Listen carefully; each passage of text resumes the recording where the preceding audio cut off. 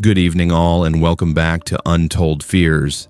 Alaska holds over 200,000 remote cabins scattered across 665,000 square miles of frozen wilderness, where the nearest neighbor can be 50 miles away, and winter darkness lasts 20 hours each day. Most of these shelters offer refuge from the brutal cold, but some harbor secrets that isolation cannot protect you from. Tonight, we share 10 accounts from individuals who sought solitude in these distant structures, only to discover that being alone in the Alaskan wild does not guarantee you are the only presence there. If you are new here, make sure to subscribe to Untold Fears for daily true horror content that will keep you up at night. Hit that notification bell so you never miss when the darkness calls. Now, let us step into the shadows of the Alaskan wilderness, where civilization ends and terror begins. I work in the oil fields up in Alaska. I've been doing it for about 12 years now, and the isolation never bothered me much. When you spend weeks at a time on remote drilling sites with nothing but tundra and darkness around you, you get used to being alone. That October in 2021, I decided to take a week off and do some hunting up near Denali. I had been looking at this rental cabin online for months, one of those old trapper places about 40 miles northeast of the park entrance. The listing showed it was built in the 1960s, single-room construction with a loft, wood stove for heat, and no running water. The price was dirt cheap, only $45 a night, which should have been my first red flag. The property management company said it had belonged to a local trapper named Gerald Hutchins, who died back in 2019, and his family was trying to sell it but renting it out in the meantime to cover property taxes. I figured it was perfect. Remote enough that I would not see another person all week, close enough to good hunting grounds, and cheap enough that I could afford to stay the whole 7 days without breaking my budget. I drove up on a Monday morning, October 18th, in my Ford F-250, pulling a small utility trailer with my four-wheeler camping gear and hunting equipment. The last 8 miles to the cabin were on this barely maintained dirt road that turned into more of a suggestion than an actual path. My GPS lost signal about halfway in, but the property manager had sent me detailed directions with landmarks. Turn left at the lightning-struck spruce, right at the creek crossing with the blue paint marker, straight through the meadow until you see the red metal roof. When I finally pulled up to the place around 2:00 in the afternoon, it looked exactly like the photos. Small, maybe 400 square feet total, including the loft, with log walls that had gone gray from weather and age. The roof was that standing seam metal, painted red but faded to almost pink in spots. There was a covered porch on the front, with a stack of split firewood under a tarp, and a small outhouse about 30 yards behind the cabin. The key was supposed to be under a rock by the front steps, and it was right where they said, along with a handwritten note with instructions about the wood stove and a reminder to pack out all trash. Inside, the place was basic but functional. One main room with the wood stove in the corner, a small kitchen area with a propane camp stove and some shelves, a table with 2 chairs, and a lumpy couch that looked older than me. The loft was accessed by a ladder and had a double mattress up there with some wool blankets that smelled like mothballs. Everything was clean enough, just old and worn. I spent the first afternoon getting settled, bringing in my gear, starting a fire in the wood stove, and checking out the surrounding area. The forest was thick with black spruce and birch, and I could hear a creek running somewhere to the west. I saw fresh moose tracks near the tree line, which was promising for the hunt. That first night was peaceful. I made some freeze-dried stew on the camp stove, read a book by lantern light, and turned in around 10. The mattress was uncomfortable, but I had slept on worse at drill sites. The second day was perfect hunting weather. Cold, clear, maybe 28 degrees with a light breeze from the north.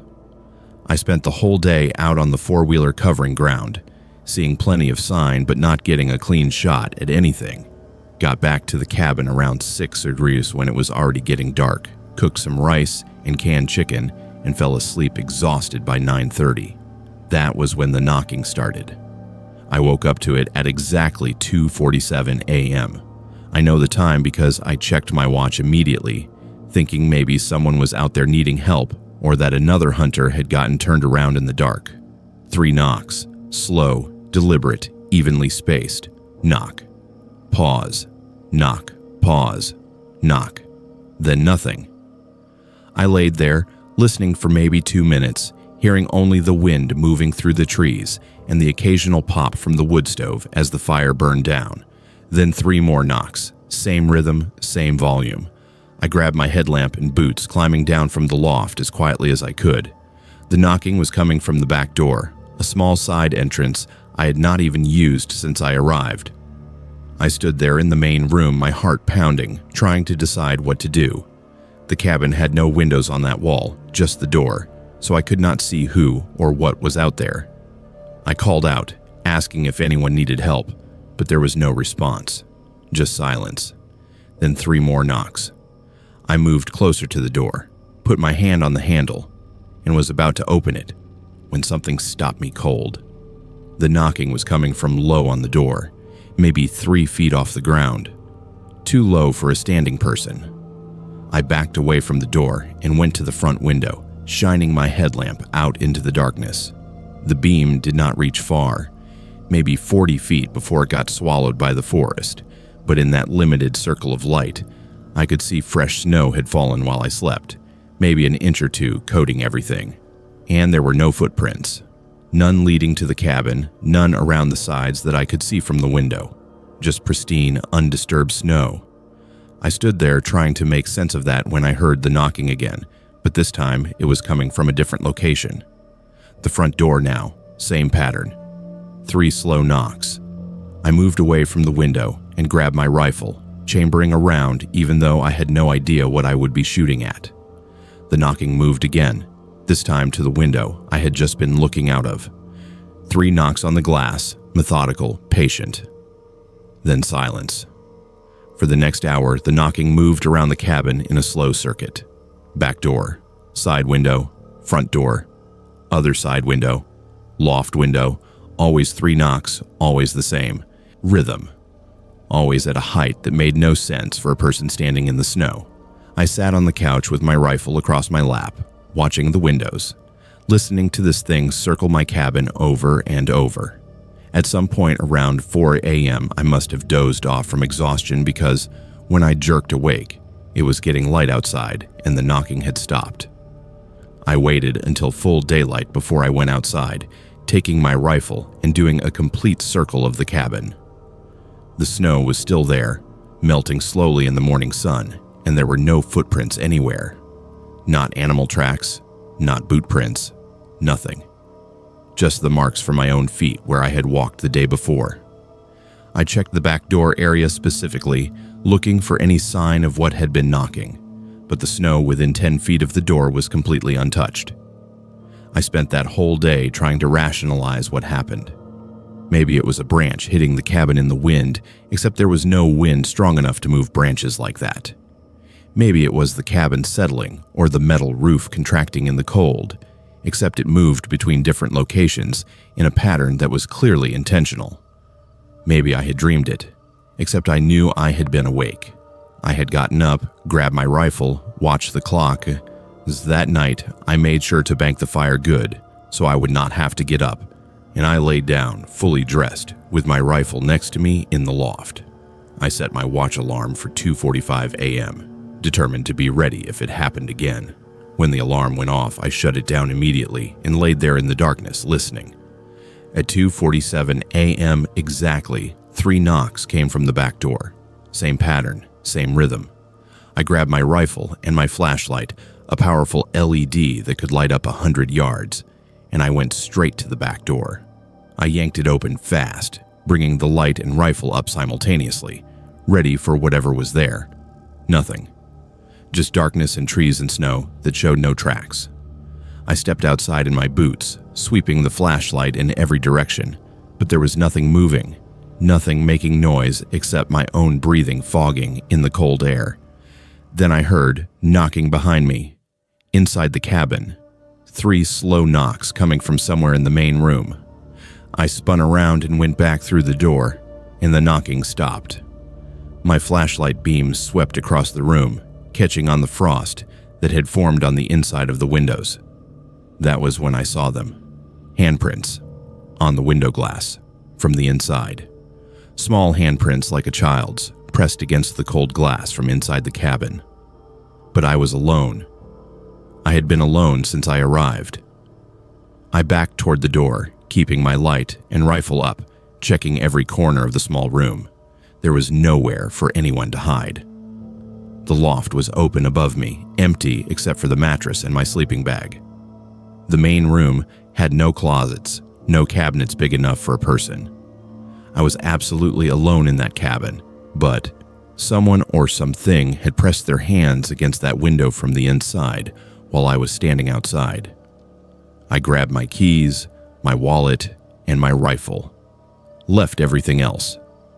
I was in my truck and driving down that rough road within 5 minutes, not caring that it was 3:00 in the morning and pitch black.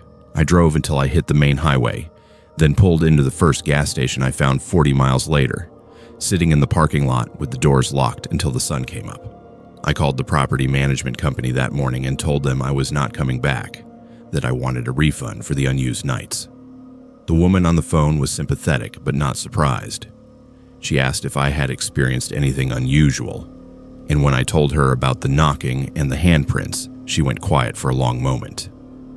Then she told me something that made my blood run cold.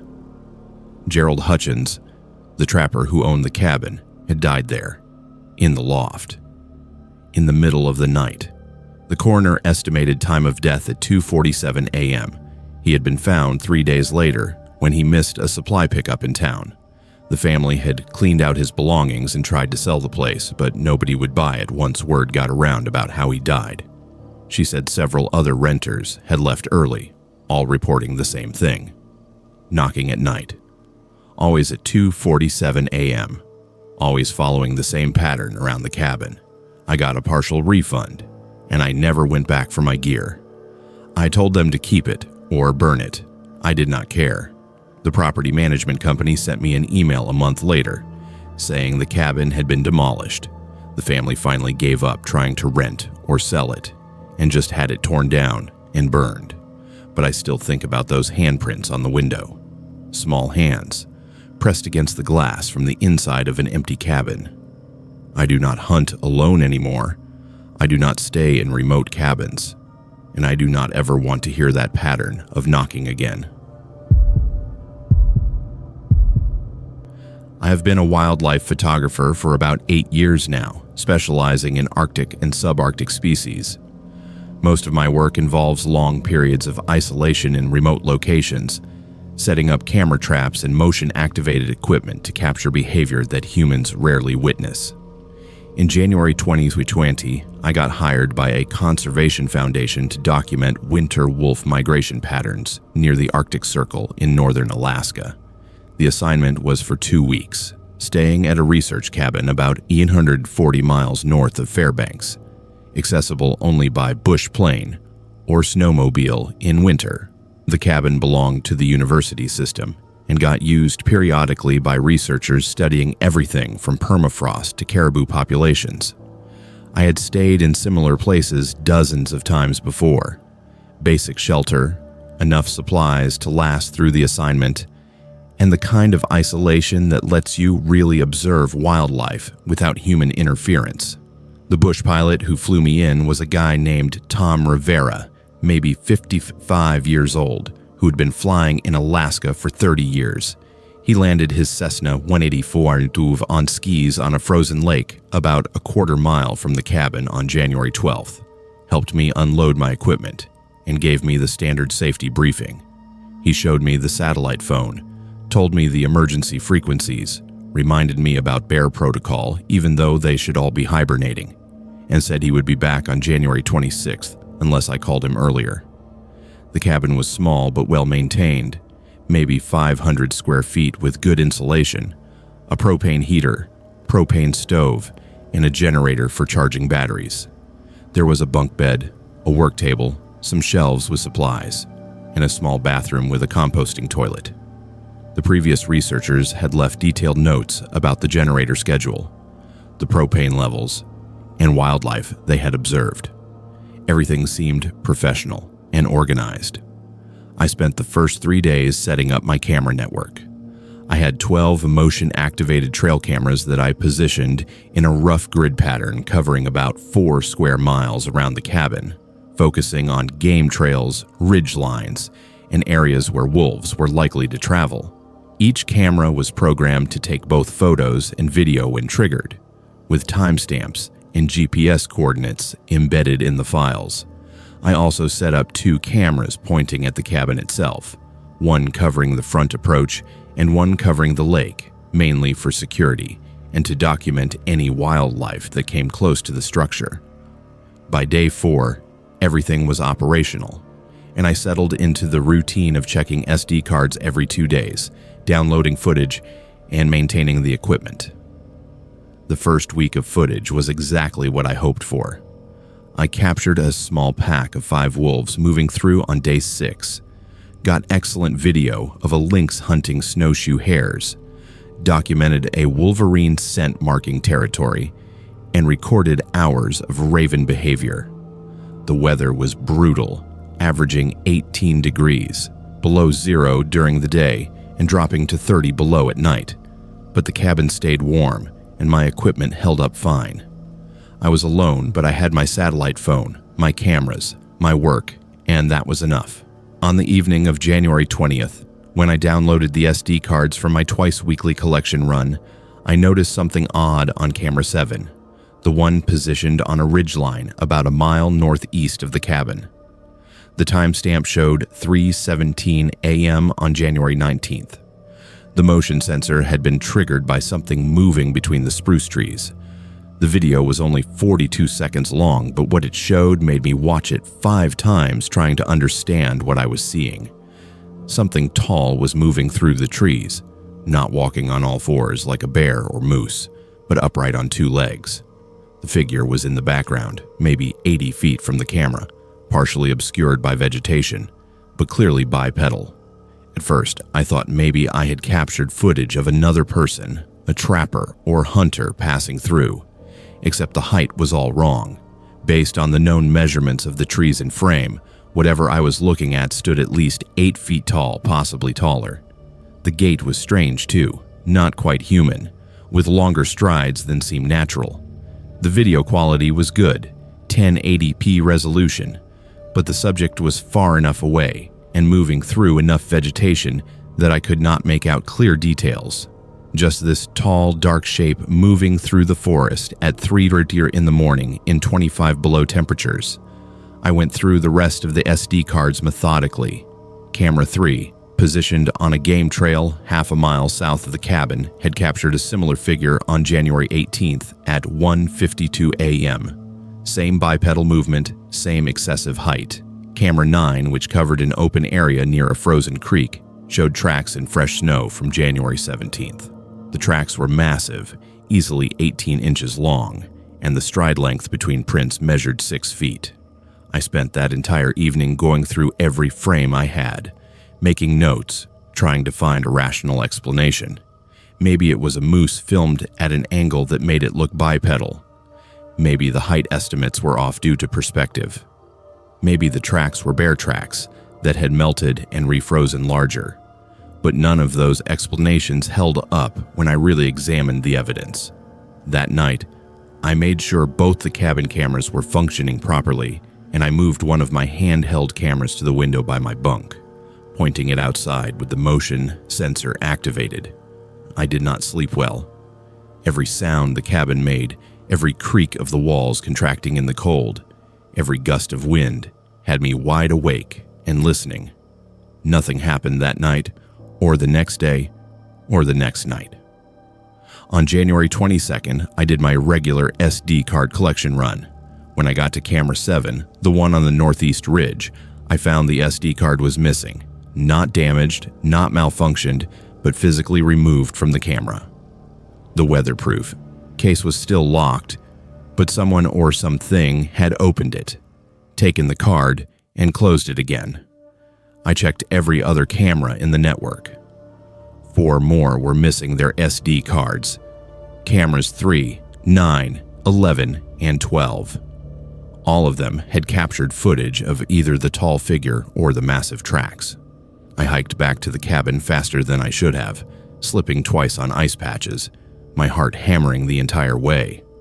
When I got back, I immediately went to my laptop to check the backup files I had downloaded 4 days earlier. Every video file from those 5 cameras was corrupted. The files were there. They showed the correct file sizes, but when I tried to open them, I got error messages. The only footage that remained intact was the video from camera 7 that I had watched repeatedly, because I had copied it to a separate USB drive to study it more closely.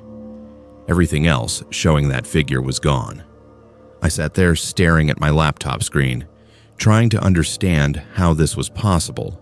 Someone would have had to break into the cabin, access my laptop, and selectively corrupt specific files, but the cabin had been locked every time I left. The door showed no signs of forced entry, and I had been alone out here for 10 days. There was no one else within 50 miles. That night, January 22nd, I could not sleep at all. I kept the propane heater running high, kept all the lights on, and sat at the work table with my laptop and the satellite phone within reach. At 2:33 a.m., the motion sensor on my handheld camera by the window triggered. I grabbed the camera and played back the footage. Something had walked past the window, slowly, taking maybe 10 seconds to cross the 6-foot width of the window frame. And it had stopped in the middle and turned toward the glass, toward me. The footage was dark, lit only by the faint glow from the cabin lights reflecting off the snow, but I could see a shape. Tall, easily 8 feet, with proportions that were almost human, but stretched and wrong.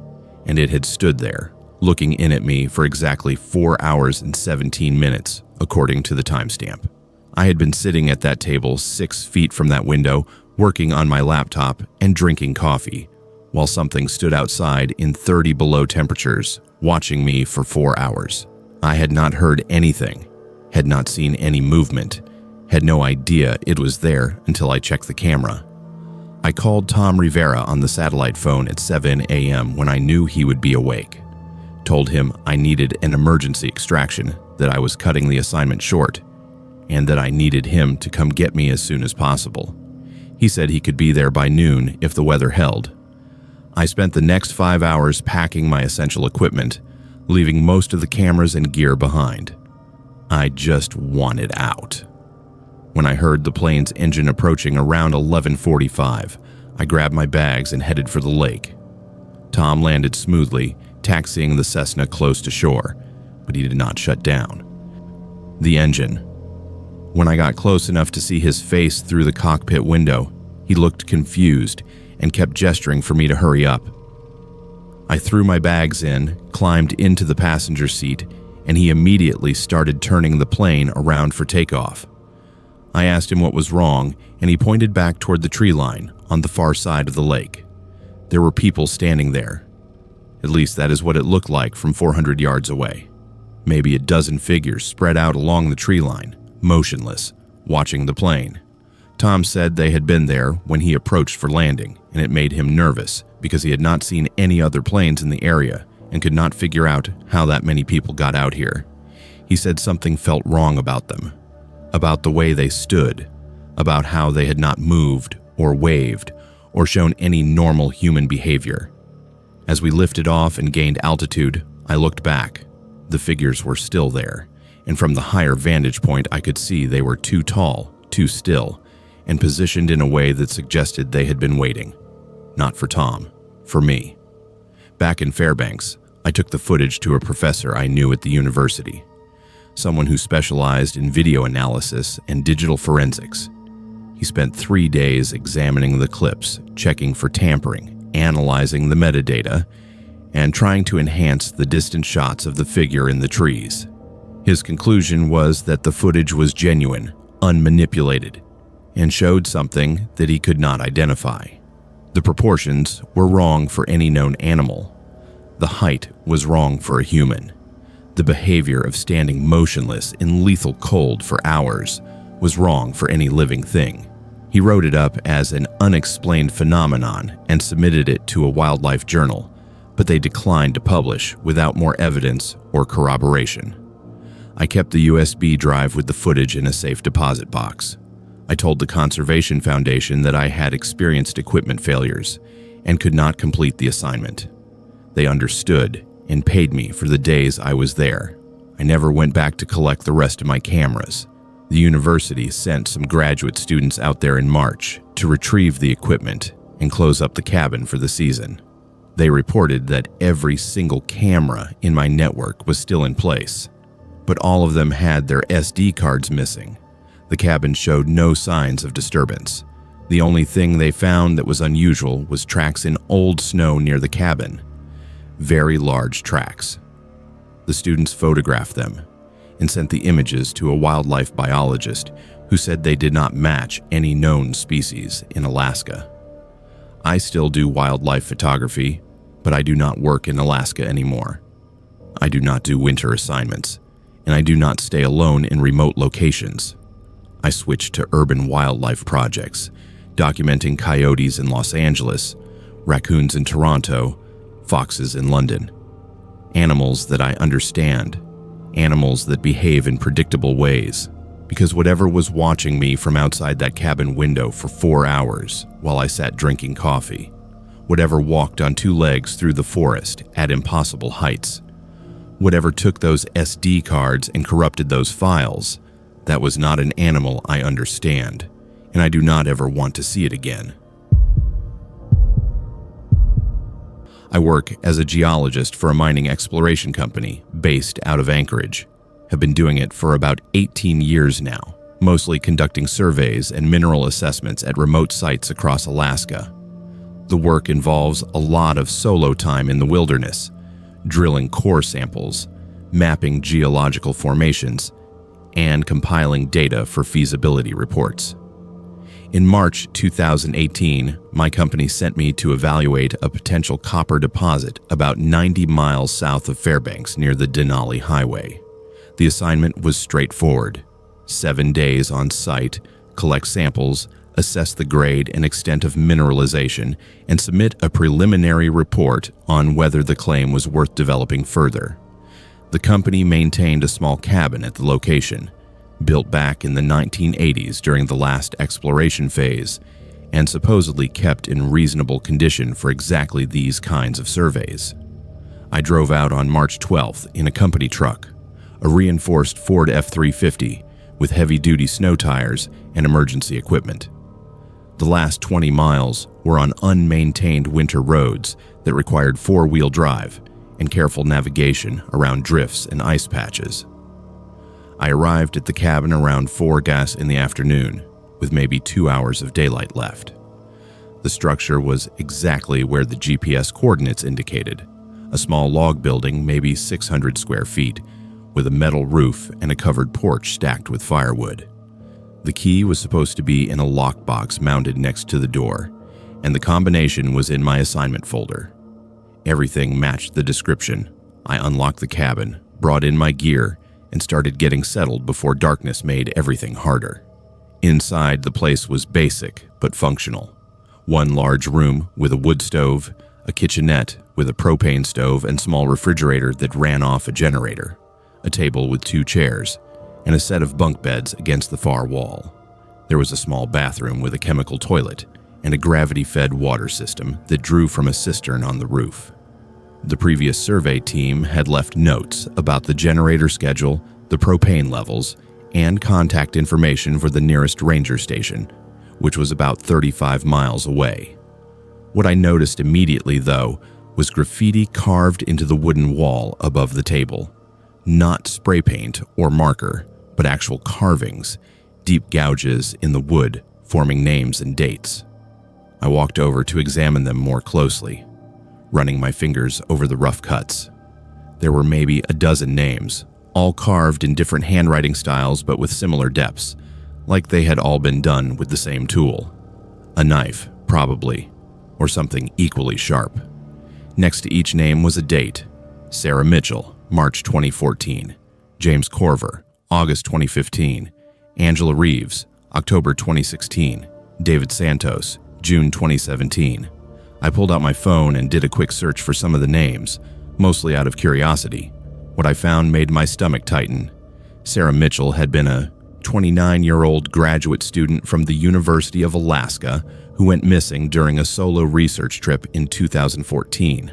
Her car was found abandoned near the Denali Highway, but she was never located. James Corver was a hunting guide who disappeared in 2015. Angela Reeves was a backpacker whose case was still open. David Santos was a fishing guide who vanished without a trace.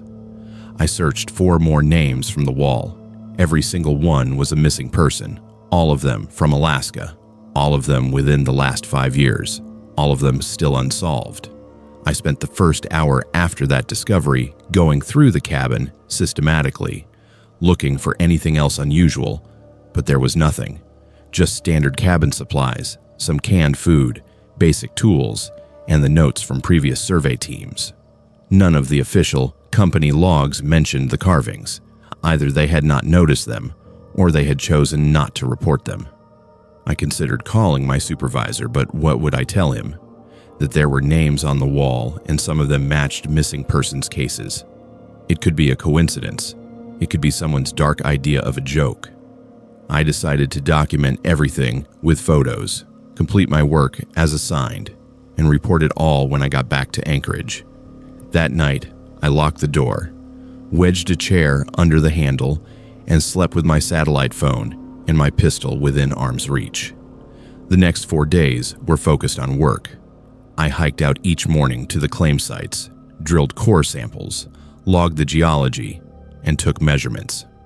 The mineralization was decent, not spectacular, but enough to potentially justify further exploration. Each evening, I returned to the cabin, cooked something simple, reviewed my notes, and tried not to stare at those names carved into the wall. But every night before I turned in, I found myself counting them, confirming they were the same 12 names, same dates, nothing new. On the evening of March 16th, my 4th night in the cabin, something changed. I'd just finished dinner and was sitting at the table updating my field notebook when I glanced at the wall. There was a new carving. Fresh wood shavings were still visible in the grooves, pale against the darker aged wood of the wall. The name was Dylan Pratt, my name. And next to it was a date, March 17th, 2018, tomorrow. I stood up so fast the chair tipped over backward. My heart was slamming against my ribs as I moved closer to the wall, touching the new carving, feeling the sharp edges of the fresh cuts. The wood was still slightly damp where the blade had gone deep. This had been done recently, within the last few hours. While I was sitting at that table with my back to the wall, someone had been in this cabin. I spun around, scanning every corner of the single room. The door was still locked from the inside. The chair I had wedged under the handle the night before was right where I had left it that morning. The windows were all latched. There was no attic access, no crawl space, nowhere for someone to hide. I was alone, but I was not alone. Someone had carved my name into that wall. Someone knew I was here. Someone had marked tomorrow as my date. I grabbed my satellite phone and called my supervisor. It was after hours, but this was an emergency. He did not answer. I left a voicemail explaining the situation, saying I was evacuating immediately, and that he needed to call me back as soon as he got the message. Then I started packing. I threw my essential equipment into my backpack, grabbed my samples, my notes, my pistol, and headed for the door. That was when I heard voices outside. Not shouting, not calling for help, just conversation.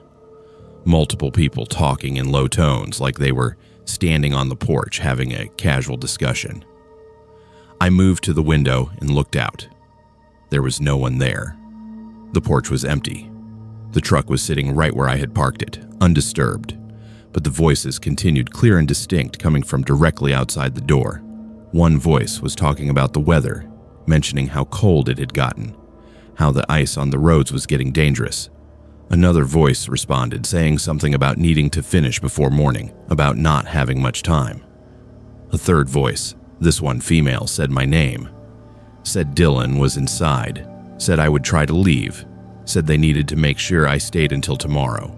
I stood there, with my hand on the door handle, frozen, listening to these voices discuss me like I was not even there, like I was already gone. Then one of them said something that made my blood turn to ice. The voice said I should look at the wall again, that there was more I needed to see, that I needed to understand how it worked. I turned back toward the table, toward that wall with all those names, and in the dim light from my lantern, I saw something I had missed before. Below each name, carved much smaller, almost hidden in the grain of the wood, were additional words. Locations: Sarah Mitchell, Mile 47, Denali Highway; James Corver, Creek Bend, 2 miles north; Angela Reeves, Treefall Zone, East Ridge; David Santos, Lake Shore, South Access. And below my name, freshly carved like the name itself, were the words Generator Shed, Behind Cabin. That was where they were going to find me. That was where whatever happened was supposed to happen. I looked at the date again, March 17th. Tomorrow. The voices outside had stopped talking. The silence was worse than the sound had been. I made a decision. I was not staying until tomorrow. I was not waiting to see if that carved date meant anything. I grabbed my pack, checked that my pistol was loaded, and I went to the back window, the one that faced away from the porch and the truck. I unlocked it as quietly as I could, pushed it open and squeezed through, dropping down into the snow on the other side. The cold hit me immediately, maybe 15 degrees, and I was not dressed for a long hike, but I started moving. Anyway, heading south through the trees, away from the cabin, away from the voices, away from that wall with my name and tomorrow's date carved into it. I hiked for maybe 2 hours, using my headlamp and GPS, following a rough bearing toward where I knew the Denali Highway should be. My legs burned. My lungs ached from the cold air, but I kept moving. Around midnight, I reached the highway and flagged down the first vehicle I saw, a pickup truck with a local couple heading back from Cantwell. They took one look at me, half frozen and wild-eyed, and did not ask many questions. Just got me in the truck, turned the heat on full blast, and drove me to the nearest town with a state trooper station. I told the trooper everything: the names on the wall, the missing persons cases, the fresh carving with my name, and the next day's date, the voices outside the cabin. He listened, took notes, and said they would send someone out to investigate the cabin in the morning. He asked if I wanted medical attention, but I just wanted to get back to Anchorage, back to civilization, back to somewhere that made sense. 2 days later, my supervisor called. The state troopers had gone to the cabin. They found my gear, found the names carved in the wall, but there was no fresh carving with my name. The wall showed only the original 12 names, aged and weathered. No Dylan Pratt, no March 17th, no generator shed location. The troopers checked the generator shed anyway, just to be thorough, and they found something: human remains, partial skeleton buried in the dirt floor under some old equipment. Forensics later identified them as belonging to James Corver, the hunting guide who disappeared in 2015. His name was on that wall. His location was on that wall. But my name, which I had seen carved fresh with wood shavings still visible, was not there when the police arrived. The company closed that survey site permanently, listed the location as unsuitable for development due to the ongoing investigation. The state eventually found remains matching 3 more of the names from that wall, all within a 2-mile radius of the cabin. The other cases remain open. I transferred to desk work immediately. I do not go into the field anymore. I do not stay in remote cabins. And I never found out why my name disappeared from that wall, or what would have happened if I had stayed until March 17th, like the carving said I should. I am a writer, have been publishing novels for about 9 years now, mostly psychological thrillers and mystery fiction. The work requires long stretches of focused concentration, and I learned early on that I do my best writing in complete isolation, away from the distractions of city life and internet connectivity. In November 2022, I decided to rent a cabin for a 2-week writing retreat to finish the final draft of my 6th novel. I found a place on Airbnb near the Kenai Peninsula, about 65 miles south of Anchorage, advertised as a writer's paradise with no cell service, no Wi-Fi, just peace and solitude. The listing showed a well-maintained cabin with a wood stove, propane heat, a comfortable writing desk positioned by a large window overlooking the forest, and a small library of books left by previous guests. The owner, a woman named Patricia Hayes, had excellent reviews from other writers who had stayed there. The price was reasonable at $80 per night, and the place looked perfect for what I needed.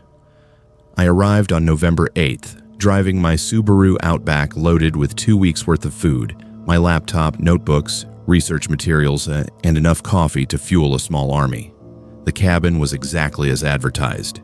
Single story, maybe 700 square feet, with a main room containing the kitchen and writing area, a separate bedroom, and a bathroom with a shower that ran off a propane water heater. The writing desk was positioned perfectly, facing a large window with a view of dense spruce forest and a small creek about 50 yards away. Patricia had left detailed instructions about the propane systems, the wood stove operation, and emergency contacts in case something went wrong. She mentioned that the previous guest had checked out just 2 days earlier, another writer working on a memoir, and that the cabin had been cleaned and restocked with firewood. The first 3 days went exactly as planned. I settled into a comfortable routine. Wake at 7 a.m., make coffee, write until noon, take a break for lunch, and walk in the woods.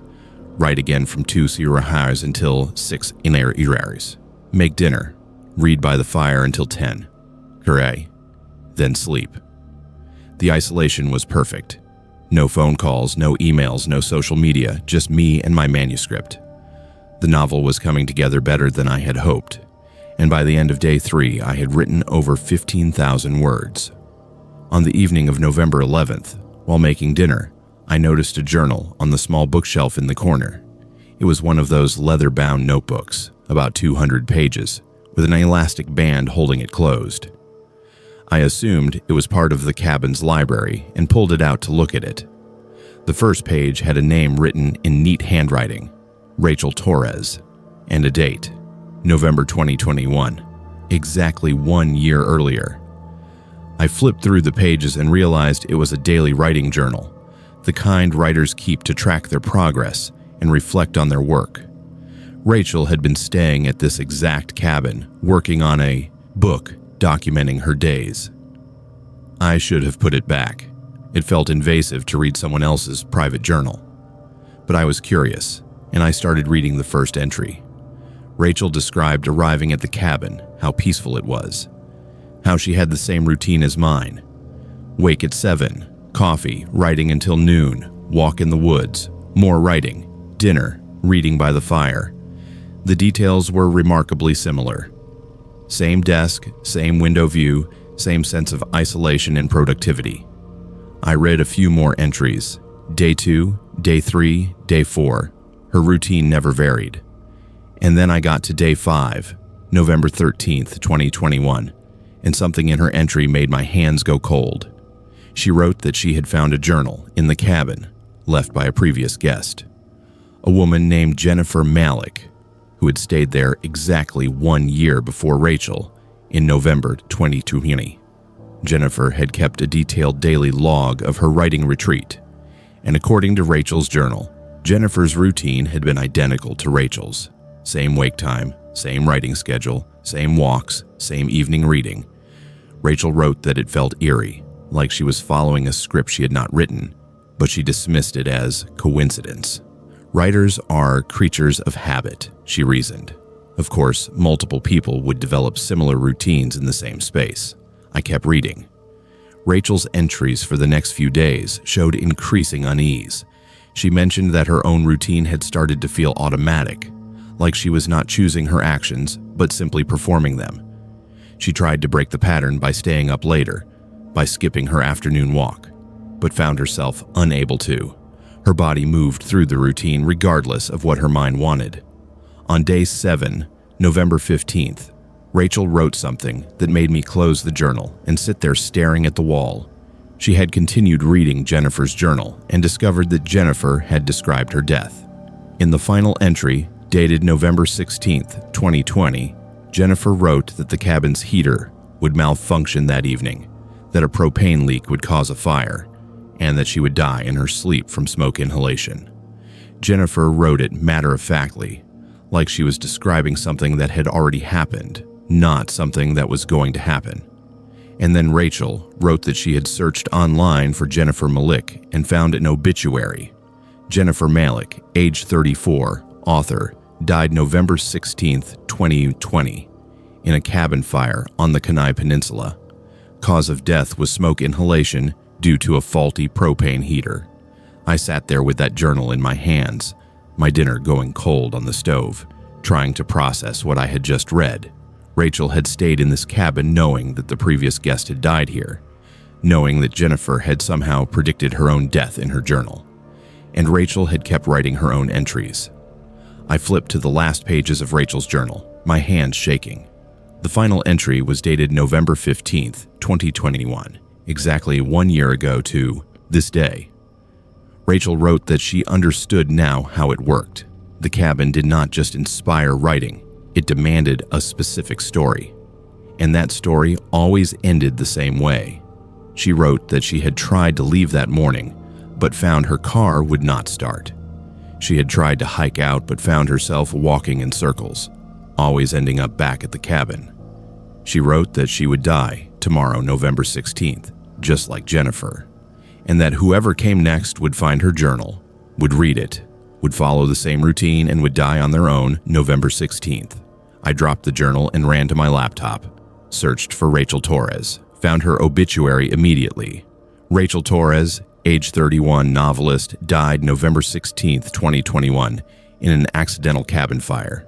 I looked at the date on my phone, November 11th, 2022. 5 days until November 16th. 5 days until my date. I grabbed my car keys and my coat and ran outside. My Subaru was parked right where I had left it. I got in, turned the key. The engine turned over once, twice, then nothing. Dead battery. Impossible. The car was only 3 years old and had been running perfectly when I arrived. I tried again. Nothing. I got out and opened the hood. The battery cables had been disconnected, not corroded, not loose, deliberately removed and set aside on the engine block. I walked back into the cabin and looked at that journal sitting on the table. I picked it up and flipped to the middle pages, looking for any mention of how to break the pattern, any indication that someone had escaped. But every entry in Rachel's journal suggested there was no escape. The routine would continue. The date would arrive. The death would happen. I refused to accept that. I had 5 days to figure this out.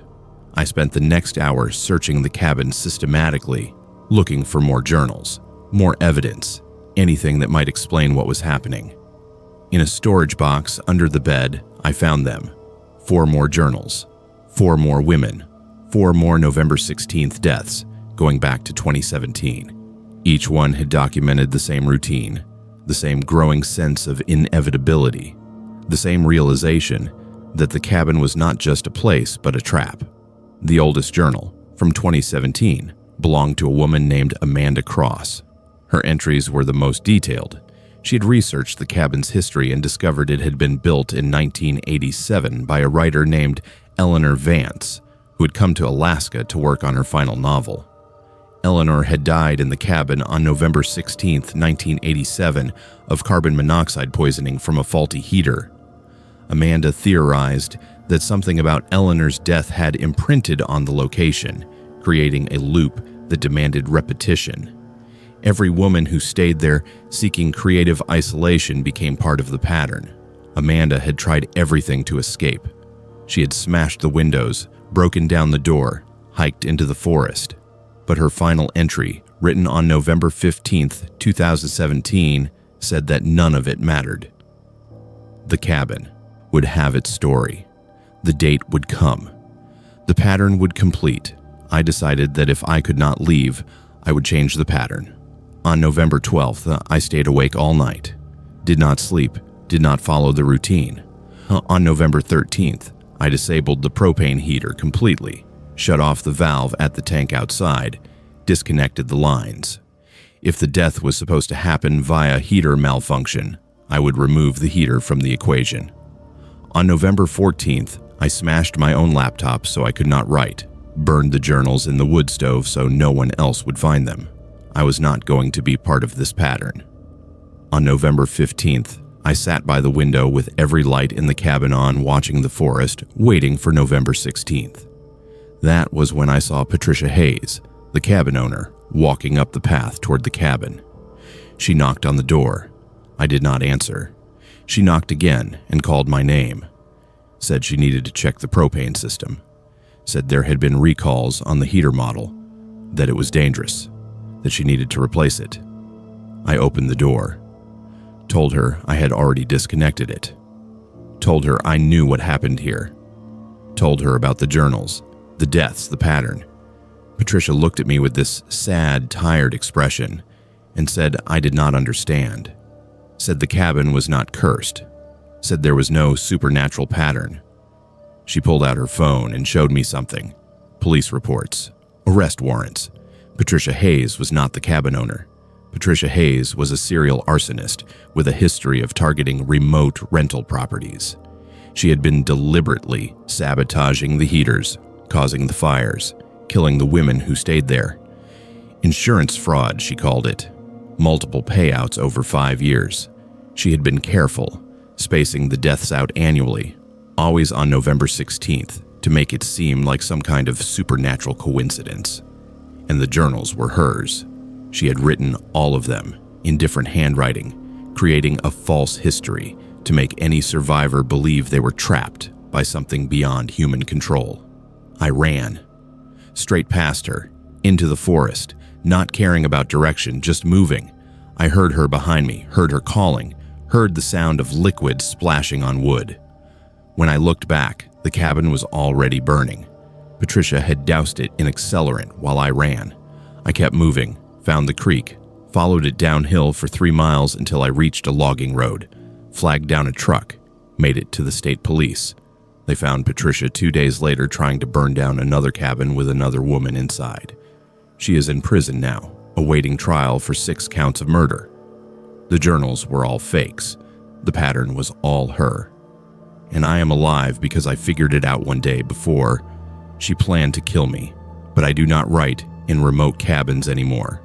I do not trust isolation, and I never want to see another journal again. I work as a hunting guide in Alaska. Have been doing it for about 8 years now, taking clients out into remote areas for caribou, moose, bear, whatever they have a tag for. Most of my clients are experienced outdoorsmen who understand the risks and respect the wilderness, but occasionally I get someone who booked the trip for the Instagram photos and has no real understanding of what it means to be 100 miles from the nearest road in September, when the weather can turn deadly in an hour.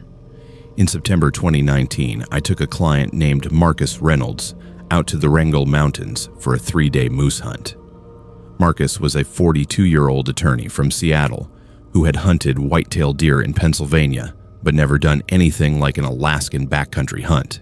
He seemed physically fit, had decent gear, and had paid the full $8,500 fee up front. So I figured he would be fine. We flew into a remote drainage on September 18th in a Super Cub on floats, landing on a small lake about 6 miles from a hunting cabin I had used many times before. The cabin was basic but solid, built by the Bureau of Land Management back in the 1970s as an emergency shelter for pilots and hunters. It had 4 walls, a metal roof, a wood stove, and 2 wooden bunks with foam mattresses that smelled like mildew. No windows, just a door, and some gaps in the log walls where the chinking had fallen out. The location was perfect though, right in the middle of prime moose habitat, with several game trails converging near a willow-choked creek bottom. I had taken 5 clients to this exact cabin over the previous 3 years, and we had a 100% success rate. The plan was simple. Spend 3 days glassing the surrounding valleys, locate a legal bull, make the shot, process the meat, and pack it back to the lake for pickup on September 21st. The first day went fine. We hiked about 4 miles from the cabin, spotted several cows and a small bull, and got a feel for the terrain. Marcus was moving slower than I would have liked, complaining about the weight of his pack and the density of the brush. But that was normal for first-timers. That evening back at the cabin, while I was cooking freeze-dried stew on my camp stove, Marcus mentioned that he felt like we were being watched. I told him that was a normal reaction to being in grizzly country, that your subconscious picks up on subtle cues and makes you hyper-aware of your surroundings. He insisted it was more than that, said he had felt eyes on him all afternoon while we were glassing, like something was tracking us from the tree line. I checked the area around the cabin with my headlamp before we turned in, looking for tracks or scat, but there was nothing unusual, just the standard mosaic of game trails, old bear sign from earlier in the season, and the usual bird activity. We went to sleep around 10 p.m., and I woke up around 2:30 a.m. to the sound of Marcus moving around in his bunk. He was sitting up staring at the deur, his headlamp on. I asked what was wrong, and he said he heard something outside. Footsteps, circling the cabin. I listened for a solid 5 minutes but heard nothing except wind in the spruce trees and the distant sound of the creek. The next morning, September 19th, I found tracks outside the cabin that had not been there the night before. Human tracks, barefoot. That alone was disturbing enough because nobody goes barefoot in the Alaskan backcountry. The ground is rough, cold, and full of things that will cut you or infect you. But these tracks were weird in other ways too. They were too long, maybe 14 inches from heel to toe, and the stride length between prints was excessive, about 6 feet. The tracks circled the entire cabin, coming within 3 feet of the door, then disappeared into the forest heading north. I took photos with my phone, more for documentation than anything else, because I could not explain what I was seeing. Marcus saw the tracks and immediately wanted to leave, said we should hike back to the lake and call for an early pickup. I told him we had 2 more days on the hunt and that whatever made those tracks was gone. He reluctantly agreed to continue, but I could tell he was rattled. We headed out around 8 a.m. hiking west toward a ridgeline that offered good visibility into multiple valleys. Marcus was jumpy the entire morning, constantly looking over his shoulder, asking if I heard things that I definitely did not hear. Around noon, we stopped for lunch on an exposed knob with 360-degree views. While we were eating, Marcus pointed to the tree line about 400 yards below us, said something was standing there, watching us. I glassed the area with my binoculars for a solid minute but saw nothing. Just trees and brush and the natural play of light and shadow, Marcus insisted. Said there was a figure, tall and dark, standing just inside the tree line. I handed him the binoculars and he looked through them, then handed them back and said it was gone. I suggested we head back to camp early, thinking maybe he was experiencing altitude sickness or dehydration or just the general stress of being in an unfamiliar environment. On the hike back, Marcus kept stopping every few hundred yards, turning around, checking behind us. Each time I asked what was wrong, he said the same thing. Something was following us. Something was keeping pace in the trees just out of sight. I never saw or heard anything, but I started paying more attention. About a mile from the cabin, I noticed something that made my gut tighten. There were tracks on the trail we had used that morning, the same barefoot tracks from outside the cabin, but these were fresh, pressed into soft mud that had not been there when we passed through 6 hours earlier. And the tracks were following our boot prints exactly, like whatever made them had been walking our trail while we were out. The stride length matched our pace. Where we had stepped over a log, the tracks went over the same log. Where we had skirted around a mud hole, the tracks did the same. It was deliberate, intentional, like something was studying how we moved. We got back to the cabin around 4 p.m. and I immediately checked the interior. Nothing had been disturbed. Our gear was exactly where we left it. Food cache was untouched, everything normal. I started a fire in the wood stove and made coffee. while Marcus sat on his bunk staring at the door. He asked if I believed him now, if I could see that something was wrong. I told him honestly that I did not know what to make of the tracks, but that we would stay alert and keep our bear spray and rifles close. That night, neither of us slept much. We took turns staying awake, listening. Around midnight, the footsteps started again. This time I heard them too, slow, deliberate steps circling the cabin, heavy enough to make the floorboards creak slightly when they passed close to the walls. I grabbed my rifle and my spotlight and went to the door, told Marcus to cover me. I yanked the door open and hit the area with 1,000 lumens of LED light. Nothing, just darkness and trees and the sound of my own breathing. But when I stepped outside and looked at the ground, the tracks were there, fresh, wet, leading away from the cabin toward the lake. I followed them for maybe 50 yards with my light, and they just kept going, straight and purposeful, never deviating. Then I heard something that made my blood run cold. Marcus screaming from inside the cabin. I ran back and found him pressed against the far wall, his rifle aimed at the door, shaking. He said while I was outside following the tracks, something had knocked on the door, 3 slow knocks from the inside. I looked at the door. We were both inside now. There was no one else. But as I stood there, I saw something that confirmed what Marcus was saying. There were wet footprints on the floor, leading from the door to the center of the cabin, then stopping. Barefoot prints, 14 inches long. Inside a locked cabin. I made a decision. We were leaving, right then, in the dark. I did not care about the hunt, or the money, or finishing the contract. I grabbed our essential gear, our rifles, and our headlamps, and we started hiking toward the lake. It was 1:10 a.m., pitch black, and we were moving through dense forest with only our headlamps for light. Terrible decision from a safety standpoint, but staying in that cabin felt worse. We made it maybe a mile before Marcus stopped walking, just stopped in the middle of the trail and stood there, his headlamp pointing at the ground. I asked what was wrong. He did not respond. I walked back to him, grabbed his shoulder, shook him. He looked at me with this blank expression and said something I will never forget. He said, "It told me to wait here." I tried to get him moving again, but he would not budge. He just stood there in the middle of the trail, rifle hanging loose in his hands, staring at nothing. I was bigger than him, stronger, and I considered just dragging him. But then I heard it. A voice, coming from somewhere in the trees ahead of us.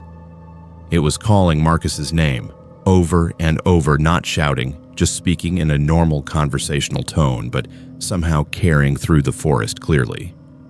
I shined my light toward the sound, but saw nothing. The voice kept calling. Marcus started walking toward it. I grabbed him, physically held him back, and he fought me. Fought harder than he should have been able to, with this desperate strength that felt wrong. We struggled for maybe 30 seconds before he suddenly went limp, collapsing in my arms, unconscious.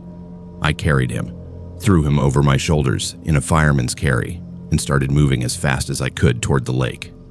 He weighed maybe 180 pounds plus his gear, and I am not a small guy, but that was the hardest mile I have ever hiked.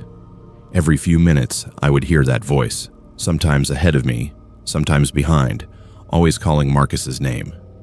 I did not stop, did not look back, just kept moving. When I finally reached the lake around 4 a.m., I laid Marcus down on the shore and activated my emergency beacon. Then I sat there with my rifle across my lap, watching the tree line, waiting for dawn. Marcus woke up about an hour later with no memory of the previous 6 hours. He did not remember stopping on the trail, did not remember hearing the voice, did not remember fighting me. His last clear memory was being in the cabin and hearing the knocking. The helicopter arrived at 7:30 a.m. The pilot took one look at us and did not ask questions, just got us loaded and airborne. I filed a report with the state wildlife troopers about the incident, showed them the photos of the tracks, and told them everything that happened. They sent a team out to investigate the cabin 2 days later, found nothing unusual, no tracks, no evidence of any other person in the area. But they did find Marcus's boot prints leading from the cabin into the forest, going north for about 8 miles before disappearing into a frozen creek bed. Problem is, Marcus was with me the entire time. His boots were on his feet when we hiked to the lake. Whatever left those prints in his boot pattern was not him. I quit guiding after that, moved to Anchorage, got a job working dispatch for a logistics company. Marcus suffered severe PTSD from the experience. He called me about 6 months later and said he still heard that voice sometimes, late at night, calling his name, telling him to come back. I do not go into the Wrangles anymore. I do not stay in remote cabins, and I do not ever want to see those barefoot tracks again. I work as a park ranger for the Chugach National Forest. I've been doing it for about 14 years now, mostly backcountry patrol and wilderness management in some of the most remote sections of south central Alaska. The job involves a lot of solo work, checking on cabins and trails, documenting wildlife, making sure the Forest Service infrastructure is maintained and safe for the few people who ventured this far out. In February 2021, I was assigned to conduct winter cabin inspections along a 10-day route that covered 14 remote public-use cabins scattered across about 120 square miles of forest. The route was standard for winter inspections. Snowmobile from cabin to cabin, check for structural damage, verify that emergency supplies were stocked, document any wildlife activity or hazards, and file reports for each location. I had done the same route 3 times before, and nothing about this trip seemed any different when I loaded my sled on February 8th and headed out from the ranger station. The first 6 cabins went exactly as expected. Minor maintenance issues, a broken window at cabin 3 that I boarded up temporarily, some mouse damage at cabin 5, standard winter conditions. I was making good time, staying on schedule, and the weather was cooperating with clear skies and temperatures hovering around 20 degrees. On February 12th, I reached cabin 7, a small structure about 35 miles northeast of the nearest road access, situated in a valley surrounded by dense spruce forest. The cabin was one of the older ones in the system, built in 1968, maybe 400 square feet, with a wood stove, 2 bunks, and basic emergency supplies. According to my records, the last official use was in November 2020, nearly 3 months earlier. The reservation system showed no bookings for the winter season, which was normal because this particular cabin was difficult to access, and only experienced backcountry users typically reserved it. When I pulled up on my snowmobile around 2 p.m., the first thing I noticed was smoke coming from the chimney. Thin, barely visible, but definitely smoke. That immediately raised questions because there should not have been anyone there. I parked the sled and approached the cabin cautiously, looking for other snowmobile tracks or ski trails that would indicate how someone had accessed the location. There were none, just my own tracks from the approach and the pristine snow that had fallen 2 days earlier, covering everything within a 3-mile radius. The cabin door was closed, but not locked. Forest Service cabins do not have locks because they serve as emergency shelters for anyone who needs them. I called out, announcing myself as a ranger, asking if anyone was inside. No response. I pushed the door open and stepped inside. The interior was warm. The wood stove was burning with a good fire, fresh wood recently added based on the lack of ash buildup. On the small table in the center of the room were 2 tin cups, both containing what looked like coffee, steam rising from the liquid. The bunks had sleeping bags laid out on them, unzipped and arranged like someone had just gotten up. There were boots by the door, 2 pairs, both dry and clean, like they had been placed there recently. The entire scene looked like 2 people had been occupying the cabin within the last hour and had simply stepped outside briefly. Except there was no one outside. I had circled the cabin looking for tracks. There were none, and the coffee in those cups was hot, actively steaming. I touched one of the cups and pulled my hand back immediately because the metal was too hot to hold. I keyed my radio and tried to reach dispatch, but I was too far out. The terrain in that valley blocked most radio signals, and I would need to get to higher ground to make contact. I pulled out my satellite phone and considered calling it in. But what would I report? That someone had made coffee and left, that boots were by the door. Nothing about the situation was technically an emergency. It was just wrong. The cabin was occupied, or had been very recently occupied, but there was no physical evidence of how anyone had gotten there or where they had gone. I decided to wait. I sat in the single chair by the table watching those 2 cups of coffee slowly stop steaming, and I waited for whoever had made them to return. An hour passed. The fire in the wood stove started to die down, so I added more wood from the stack inside. The coffee in the cups was now room temperature. The boots had not moved. Nothing had changed except the passage of time. At 4 p.m., with daylight starting to fade, I made the decision to set up my body camera. Rangers carry them for documentation and safety, and something about this situation felt like it needed to be recorded. I mounted the camera on my chest harness, activated it, and started documenting everything I was seeing. The warm stove, the coffee cups, the boots, the sleeping bags, the complete absence of any tracks leading to or from the cabin. I narrated everything for the recording, keeping my voice steady and professional, even though my instincts were screaming that something was very wrong. That is when I noticed the window. There was condensation on the inside of the glass, which made sense given the temperature difference between the warm interior and the cold outside. But in that condensation, someone had drawn 2 handprints. Small, like a child's hands, pressed against the window from the inside. Fresh enough that the prints were still clearly defined, water droplets running down from where the fingers had pressed. I moved to the window and looked at those handprints. They were maybe 18 inches off the floor, low enough that someone would have had to crouch or kneel to make them. I looked around the single room again. There was nowhere for a child to hide. Nowhere for anyone to hide. The cabin was 20 feet by 20 feet, with no closets, no loft, no crawl space. I was alone. I pulled out my thermal scanner, a handheld device we use to check for heat signatures in buildings, and I scanned the entire interior. 1 heat signature, mine, nothing else registering as warm-blooded or recently alive. But those handprints were there, and as I watched, more appeared. Slowly, like invisible fingers were pressing against the glass right in front of me. 5 prints total, spread across the window at various heights, all appearing within a 30-second span while I stood there recording everything. I backed away from the window and moved toward the door, keeping my eyes on the interior of the cabin.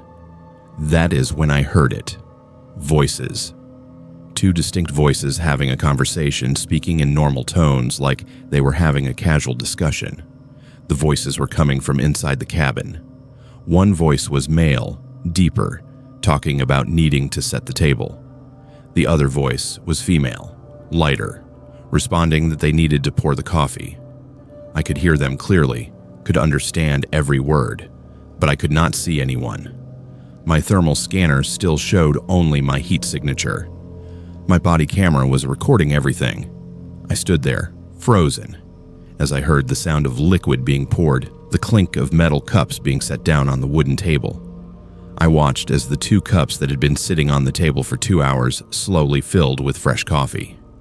The liquid appeared in the cups like it was being poured from an invisible pot, rising from the bottom of each cup until they were about 3/4 full, then stopping. The male voice said something about the weather, about how cold it had gotten, about how they needed to stay warm. The female voice agreed, mentioning that they had plenty of wood, that the fire would keep them comfortable through the night. The conversation was completely mundane, the kind of small talk you would hear from any 2 people staying in a remote cabin. Except, there was no one there. I could hear them. I could see the evidence of their presence. But my eyes, my thermal scanner, and every logical part of my brain told me I was completely alone. I activated my radio, even knowing it would not reach anyone, and started broadcasting. Ranger Benson, Cabin 7, requesting backup. I do not know what I am experiencing, but I need another ranger to verify. Then the female voice said my name. Said Clara needs to understand. Said I should not be here, that this cabin was occupied, that I needed to leave them alone. I grabbed my pack and headed for the door, As I reached for the handle, the door swung open by itself, not violently, just a smooth opening like someone had pulled it from the outside. I stepped through, and the door closed behind me with a soft click. I went straight to my snowmobile, started the engine, and called dispatch on my satellite phone. Told them I was evacuating Cabin 7, that there was an unexplained situation, and that I needed another ranger to meet me at Cabin 8, 12 miles north. Dispatch asked if I was in danger. I told them honestly that I did not know, but that I was leaving immediately. I rode to Cabin 8 in the fading light, arrived around 5:30 p.m., and waited inside with all my lights on and my radio active until backup arrived the next morning. Ranger Mitchell arrived at 9 user a.m. on February 13th. We rode back to Cabin 7 together, arriving around 11 Olcart. The cabin was freezing cold when we entered. The wood stove was completely cold, no recent fire, just old ash from what looked like weeks or months ago. The table was bare, no coffee cups, no sleeping bags on the bunks, no boots by the door. The window had no handprints, no condensation, nothing. Mitchell looked at me like I had lost my mind. I showed him my body camera footage. He watched the entire 47-minute recording, watched me document the warm cabin, the steaming coffee, the handprints appearing on the window, the cups filling with fresh coffee. Heard the voices clearly on the audio. He played it back 3 times. Then he sent it to the Forest Service regional office. The investigation took 2 weeks. Audio specialists analyzed the recording. They confirmed 2 distinct voices, one male, one female, having a conversation in English. They confirmed the sound of liquid being poured. They confirmed my voice narrating everything. The thermal imaging data from my scanner was reviewed. It showed only my heat signature, exactly as I had seen. The video footage was examined for tampering or editing. None was found. The regional supervisor drove out to Cabin 7 with a team in March. They found records showing the cabin had been the site of a double fatality in 1987. A married couple, Edward and Marion Hartley, had died of carbon monoxide poisoning from a malfunctioning wood stove. They were found 3 days after their deaths, sitting at the table with coffee cups in front of them. The final entry in their cabin log mentioned making coffee, discussing the weather, and planning to stay warm through a cold snap. The Forest Service permanently closed Cabin 7. They removed it from the reservation system, posted it as unsafe for occupancy, and eventually had it locked with chains and warning signs. I requested reassignment to the visitor center in Seward. I still work for the Forest Service, still love the job, but I do not do solo cabin inspections anymore. And I will never forget standing in that cabin, watching invisible hands pour coffee into empty cups, while voices discussed the weather like it was the most natural thing in the world. I work as an oil pipeline inspector for one of the major energy companies operating on the north slope of Alaska. Have been doing it for about 18 years now, monitoring the Trans-Alaska Pipeline System and various feeder lines that connect remote drilling operations to the main infrastructure. The job involves rotating shifts at maintenance stations, most of them in areas where winter temperatures regularly hit 40 below zero and summer means the sun never sets. In January 2020, I was assigned to a 2-week rotation at a maintenance cabin near Prudhoe Bay, about 8 miles from the nearest major facility. The cabin housed rotating crews of 3 inspectors who monitored a specific 50-mile section of pipeline, checking pressure readings, inspecting for leaks, and maintaining access roads. The setup was standard. 3 bedrooms, a common area with kitchen and workstation, a generator room, and all the communications equipment we needed to stay in contact with the main operations center. When I arrived on January 6th via company helicopter, I was joining 2 other inspectors already on site. Rick Paulson, a 52-year-old veteran who had been working the slope for 30 years, and James Chen, a 29-year-old engineer who was relatively new to Alaska but had solid credentials from working pipelines in Wyoming. The handoff from the outgoing crew was routine. They briefed us on the current status of the pipeline section, mentioned a minor pressure fluctuation at mile marker 47 that needed monitoring, and warned us that a cold snap was coming with temperatures expected to drop to 50 below by the end of the week. They also mentioned something that I initially dismissed as a joke.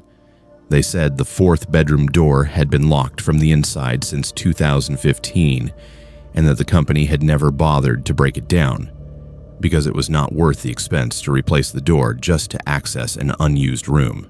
The cabin had been built in 1981, expanded in 1995, with the addition of a fourth bedroom to accommodate larger crews during major maintenance projects.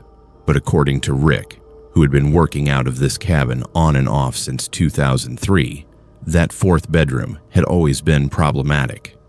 He said different crews had reported hearing noises from inside it, that some workers refused to sleep in the adjacent bedroom because of sounds coming through the wall, and that in 2015, during a particularly harsh winter, one of the inspectors had locked himself inside and refused to come out. When the company finally got someone to check on him 3 days later, they found the worker dead from what the medical examiner ruled as cardiac arrest, natural causes, stress, and isolation. But the door had been locked from the inside with the security latch engaged, and after they removed the body, no one could find the key to unlock it properly.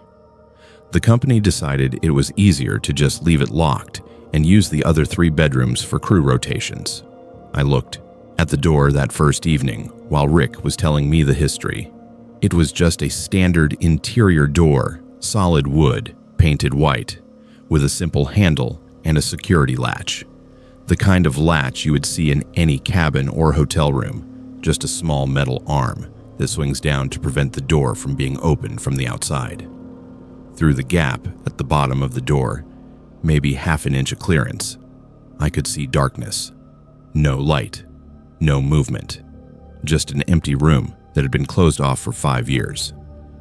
James asked if anyone had tried to force the door open, and Rick said the company maintenance team had looked at it twice, but decided it would require damaging the doorframe, which would then require flying in materials to repair it, which was not cost-effective for a room they did not need, so it stayed locked. The 3 of us settled into our routine. Rick took the first bedroom, James took the second, and I took the third, which was directly adjacent to the locked fourth bedroom. The first 3 days were unremarkable. We ran our pipeline checks, monitored the pressure readings, submitted our reports, and dealt with the extreme cold that made every outdoor task feel like a battle against the environment. At night, we would cook dinner together, play cards, read, and turn in around 10 p.m. I slept fine the first 2 nights. On the third night, January 9th, I woke up at 2:17 a.m. to a sound coming from the other side of the wall, a rhythmic banging, not loud but distinct. Bang, pause, bang, pause, bang.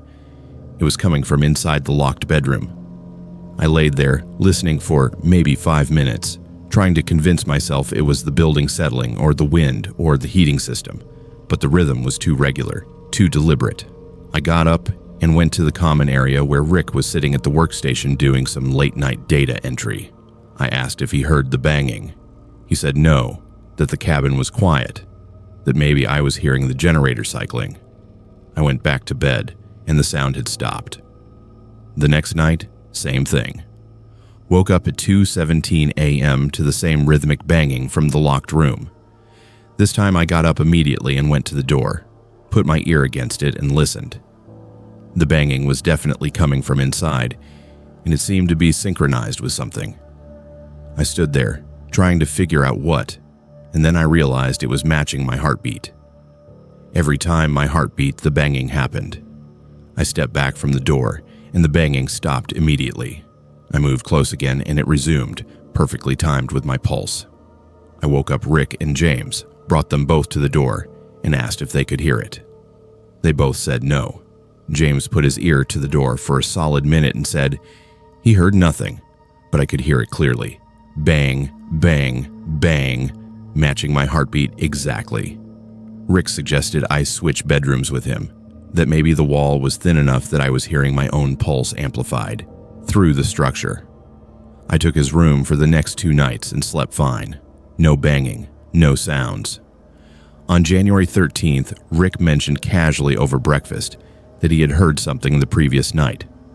Rhythmic banging from the locked room, perfectly timed with his heartbeat. He laughed it off, said it was probably just his imagination after I'd mentioned it, but I could see it bothered him. That night, I was back in my original bedroom, and at 2:17 a.m., the banging started again. This time it was louder, more insistent, and between the bangs, I heard something else, a voice, very faint coming from inside the locked room, saying something I could not quite make out. I got up, grabbed my flashlight, and went to the door. Knelt down and looked through the gap at the bottom. I could see the floor of the room, bare wood boards, and in the beam of my flashlight, I saw something that made my chest tighten. A journal. Lying open on the floor, right inside the door, close enough that I could almost reach it if I laid flat and stretched my arm through the gap. The journal had not been there before. I was certain of that. I had looked under the door multiple times over the past week and seen nothing but empty floor. I went to the storage closet and found a wire coat hanger, straightened it out and used it to drag the journal close enough to pull it through the gap under the door. The cover was worn, the pages yellowed, and when I opened it, I saw handwriting, dated entries. The first one was from January 2015.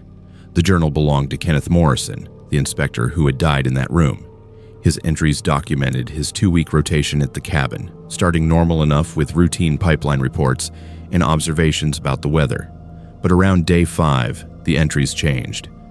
Kenneth wrote about hearing banging in the night, about how the sound matched his heartbeat, about how it seemed to speed up when he was stressed and slow down when he was calm. He wrote that he had tried to ignore it, but the sound was driving him into a constant state of anxiety.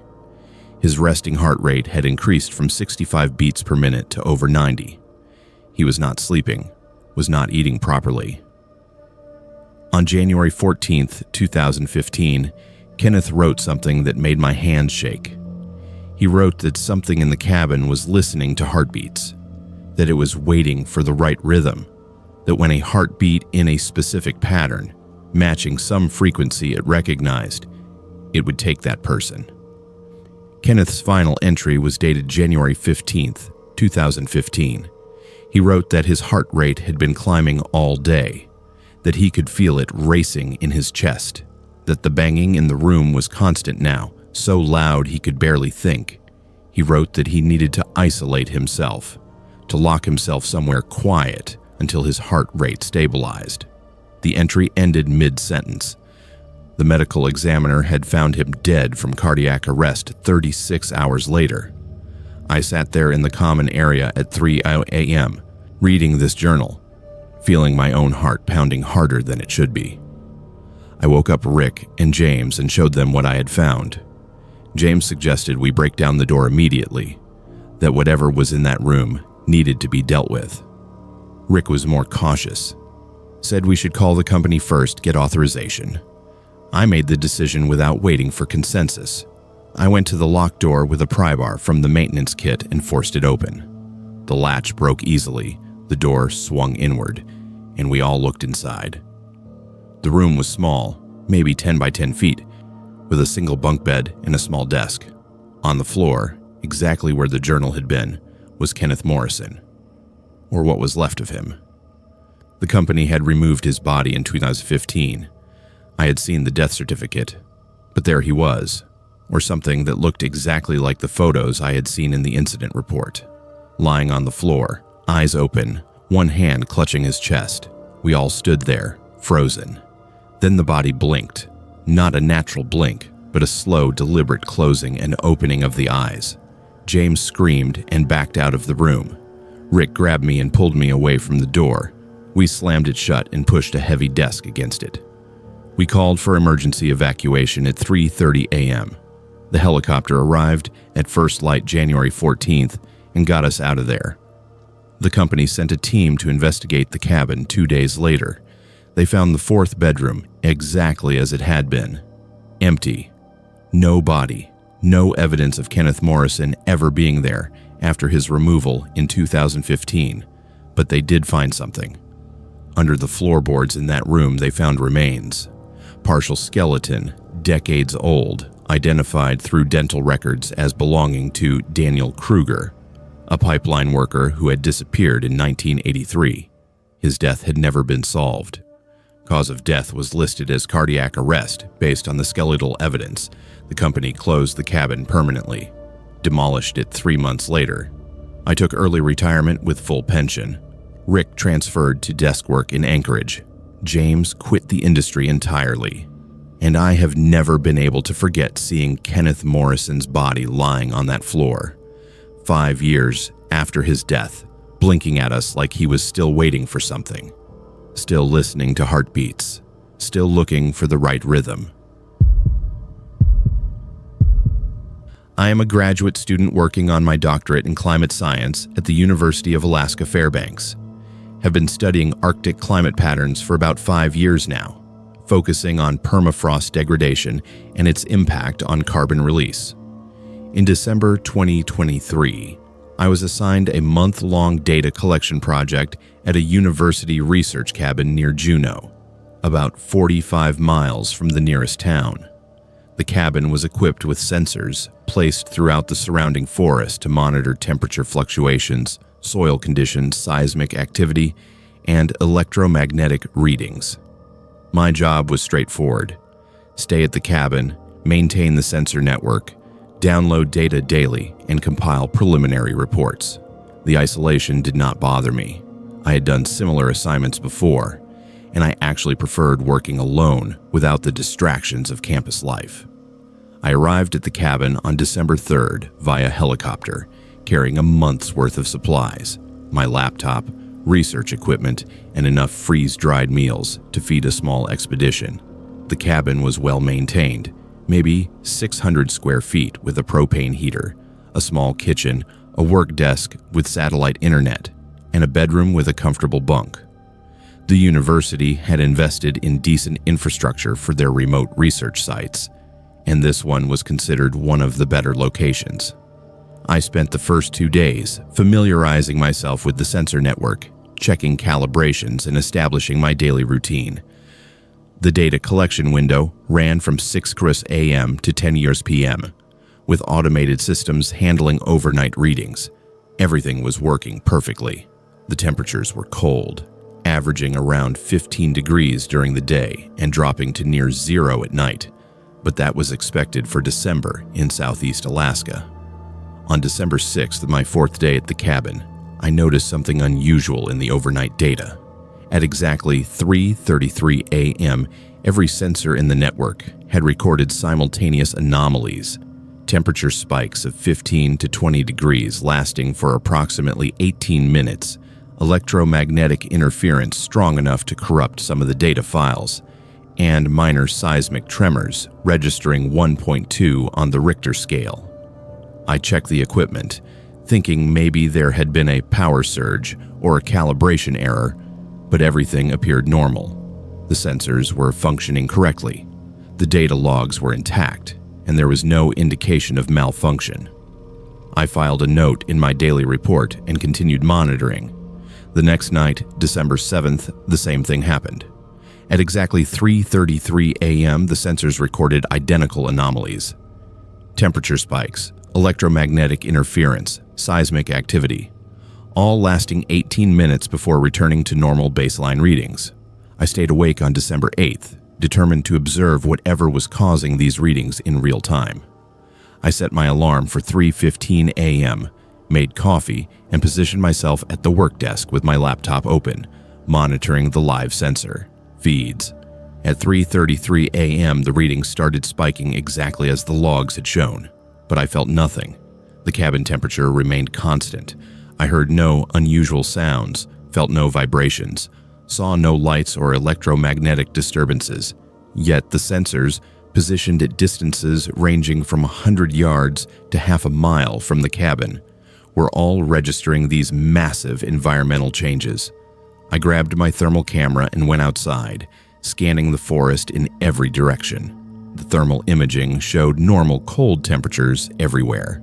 No hot spots, No anomalies, but the sensors continued recording their spikes for exactly 18 minutes before everything returned to normal at 3:51 a.m. That morning, I reviewed all the data carefully and noticed something I had missed before. I had external security cameras positioned around the cabin, mainly for wildlife documentation. I pulled up the footage from 3:33 a.m. and watched myself on screen. I saw myself leave the cabin at 3:33 a.m., walk approximately 50 yards into the forest, stand motionless for 18 minutes, then walk back to the cabin and re-enter at 3:51 a.m. I watched this footage 3 times. I had no memory of leaving the cabin. None. I remembered sitting at my desk, monitoring the live feeds, going outside briefly with the thermal camera after the reading started, then coming back inside. But the timestamp on my thermal camera use showed 3:55 a.m., 4 minutes after I had already returned to the cabin according to the security footage. The footage clearly showed me exiting the cabin at 3:33 a.m. before the anomalies started, and standing in the forest during the entire 18-minute window. I checked my clothing. My boots were by the door, dry and clean, no evidence of having been outside in the snow. My coat was hanging on its hook, not cold or damp. But the security camera footage was undeniable. I'd been outside. I'd walked into the forest and stood there for 18 minutes in 5-degree weather wearing only the clothes I had on in the cabin. No coat, no boots, no gloves. And I had no memory of any of it. I spent the rest of that day trying to rationalize what had happened. Maybe I had experienced some kind of sleepwalking episode. Maybe the stress of isolation was affecting me more than I realized. I called my faculty advisor on the satellite phone and mentioned that I was having some unusual experiences, but I downplayed the severity because I did not want to sound unstable or unreliable. He suggested I take better notes about my sleep patterns and consider ending the assignment early if I felt it was affecting my health. That night, December 9th, I made a decision. I was not going to let myself leave the cabin during the 3:33 a.m. window. I positioned my desk chair in front of the door, set up my laptop to record me continuously, and I used zip ties to secure my wrists to the chair arms, loose enough that I could break free if there was an emergency, but tight enough that I would definitely wake up if I tried to remove them while unconscious.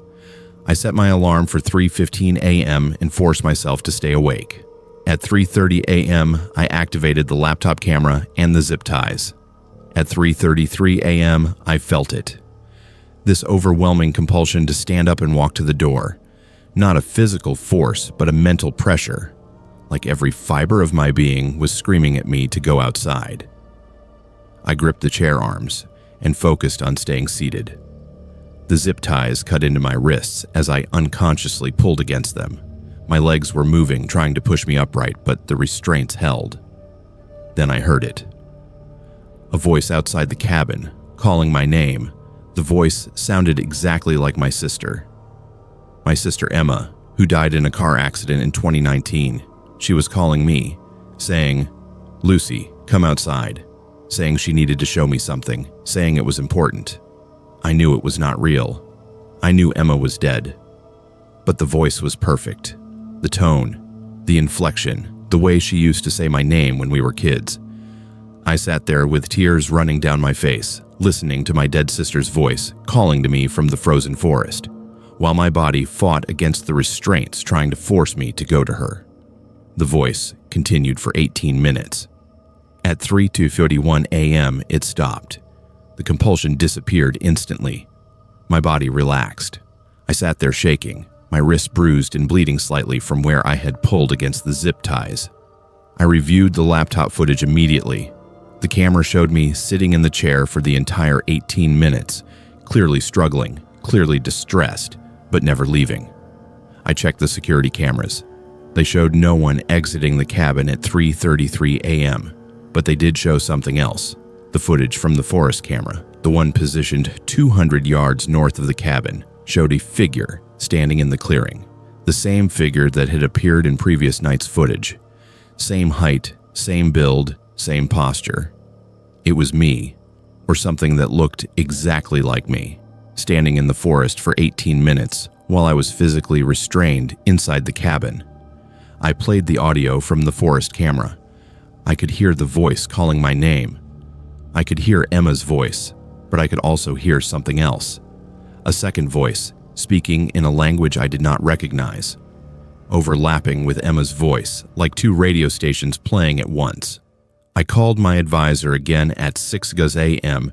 and told him everything: the sleepwalking, the security footage, the voice, the restraints, the duplicate figure in the forest. He listened without interrupting, then told me to pack my essentials and activate the emergency beacon immediately. He said a helicopter would extract me as soon as weather permitted, likely within 24 hours. I spent that day packing and reviewing all my footage and data, trying to document everything before I left. I found something in the historical records for the research site. The cabin had been operational since 2018, and I was the 7th researcher to be assigned there for extended stays. I contacted the previous 6 researchers through university email, asking if they had experienced anything unusual during their time at the cabin. 4 of them responded. 3 said their stays had been completely normal. The 4th, a doctoral candidate named Sarah Kim, who had been there in March 2022, said she had experienced similar episodes but had attributed them to carbon monoxide exposure from a faulty heater. She had reported it. The heater had been serviced, and the issue was supposed to have been resolved. I checked the cabin's maintenance records. The heater had been inspected after Sarah's report and found to be functioning perfectly. No carbon monoxide issues detected. Sarah had included her sensor data in her final report, and I pulled it up. At exactly 3:33 a.m. on multiple nights during her stay, the sensors had recorded identical anomalies to what I was experiencing. Temperature spikes, electromagnetic interference, seismic tremors, all lasting 18 minutes. Sarah had dismissed it as equipment malfunction related to the carbon monoxide issue, but there had never been a carbon monoxide issue. The helicopter arrived on December 10th at 2 p.m. I loaded my gear and my hard drives with all the research data. As we lifted off, I looked down at the cabin and the surrounding forest. In the clearing where the security camera had filmed that figure, there was someone standing there, looking up at the helicopter. I grabbed binoculars and focused on the figure. It looked exactly like me. Back in Fairbanks, I took the footage to the university's neurology department. They ran every test they could think of: MRI, EEG, sleep studies, psychological evaluations. The MRI showed something unusual: minor scarring on my hippocampus and frontal lobe, consistent with what one neurologist described as external electromagnetic influence. She said the scarring pattern was similar to what had been documented in a handful of cases involving people who claimed to have experienced missing time or unexplained compulsions near areas with strong natural electromagnetic fields. The university launched an investigation into the research site. They sent a team out in January 2024 to collect data and assess whether the location was safe for future researchers. The team reported no anomalies during their 3-day visit. All sensor readings were normal. No unusual electromagnetic activity. No temperature spikes. No seismic tremors. They recommended the site remain active for research, but they also noted that no anomalies had occurred at 3:33 a.m. because no one had stayed overnight. They had only been there during daylight hours. I withdrew from the doctoral program in March 2024, changed my field of study to urban planning, and moved to Seattle. I do not do fieldwork anymore.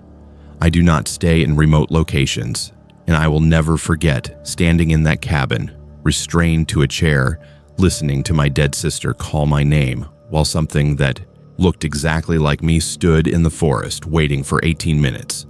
Waiting for what? I still do not know, and I'm grateful I never found out. I am a commercial fisherman, have been working the waters around Kodiak Island for about 22 years now, running a 38-foot salmon seiner called the North Star. The work is hard, the hours are brutal, and the money is unpredictable, but It is the only life I have ever known. In August 2018, my uncle Raymond passed away and left me his property in his will. A small island about 40 miles southwest of Kodiak, maybe 15 acres total, with an old cabin that he had built back in the 1970s when he first moved to Alaska. I had visited the island maybe twice as a kid, remembered it being beautiful in a desolate way. Nothing but rocks and beach grass and the constant sound of waves. Raymond had lived there alone for nearly 30 years, only coming to town every few weeks for supplies. He died of a heart attack in the cabin, and the authorities did not find him for almost a week. By the time the will was processed and the property transferred to my name, it was already late August, and I was finishing up the salmon season. I decided to visit the island on August 24th to inventory what Raymond had left behind and figure out whether I wanted to keep the property or sell it. The place was completely off-grid. No electricity except for a small solar panel setup. No running water except for rain catchment. No neighbors within 15 miles. I loaded my boat with enough supplies for 3 days and made the trip from Kodiak Harbor, arriving at the island around 2 p.m. The cabin was exactly as I remembered it from childhood. Small, maybe 400 square feet, with weathered gray siding and a green metal roof. Inside was basic furniture, a wood stove, shelves lined with books, and evidence of Raymond's solitary life. Canned goods, fishing gear, hand tools, journals. I spent the first afternoon sorting through his belongings, boxing up anything that seemed valuable or sentimental, and making notes about repairs the cabin would need if I decided to keep it. That evening, while going through a stack of journals on a shelf by his bed, I found Raymond's final entries. The last journal covered the 3 months before his death, and the entries became increasingly strange as the dates progressed. In May 2018, Raymond wrote about finding carved stones on the beach. He described them as smooth river rocks with symbols etched into them, symbols he did not recognize.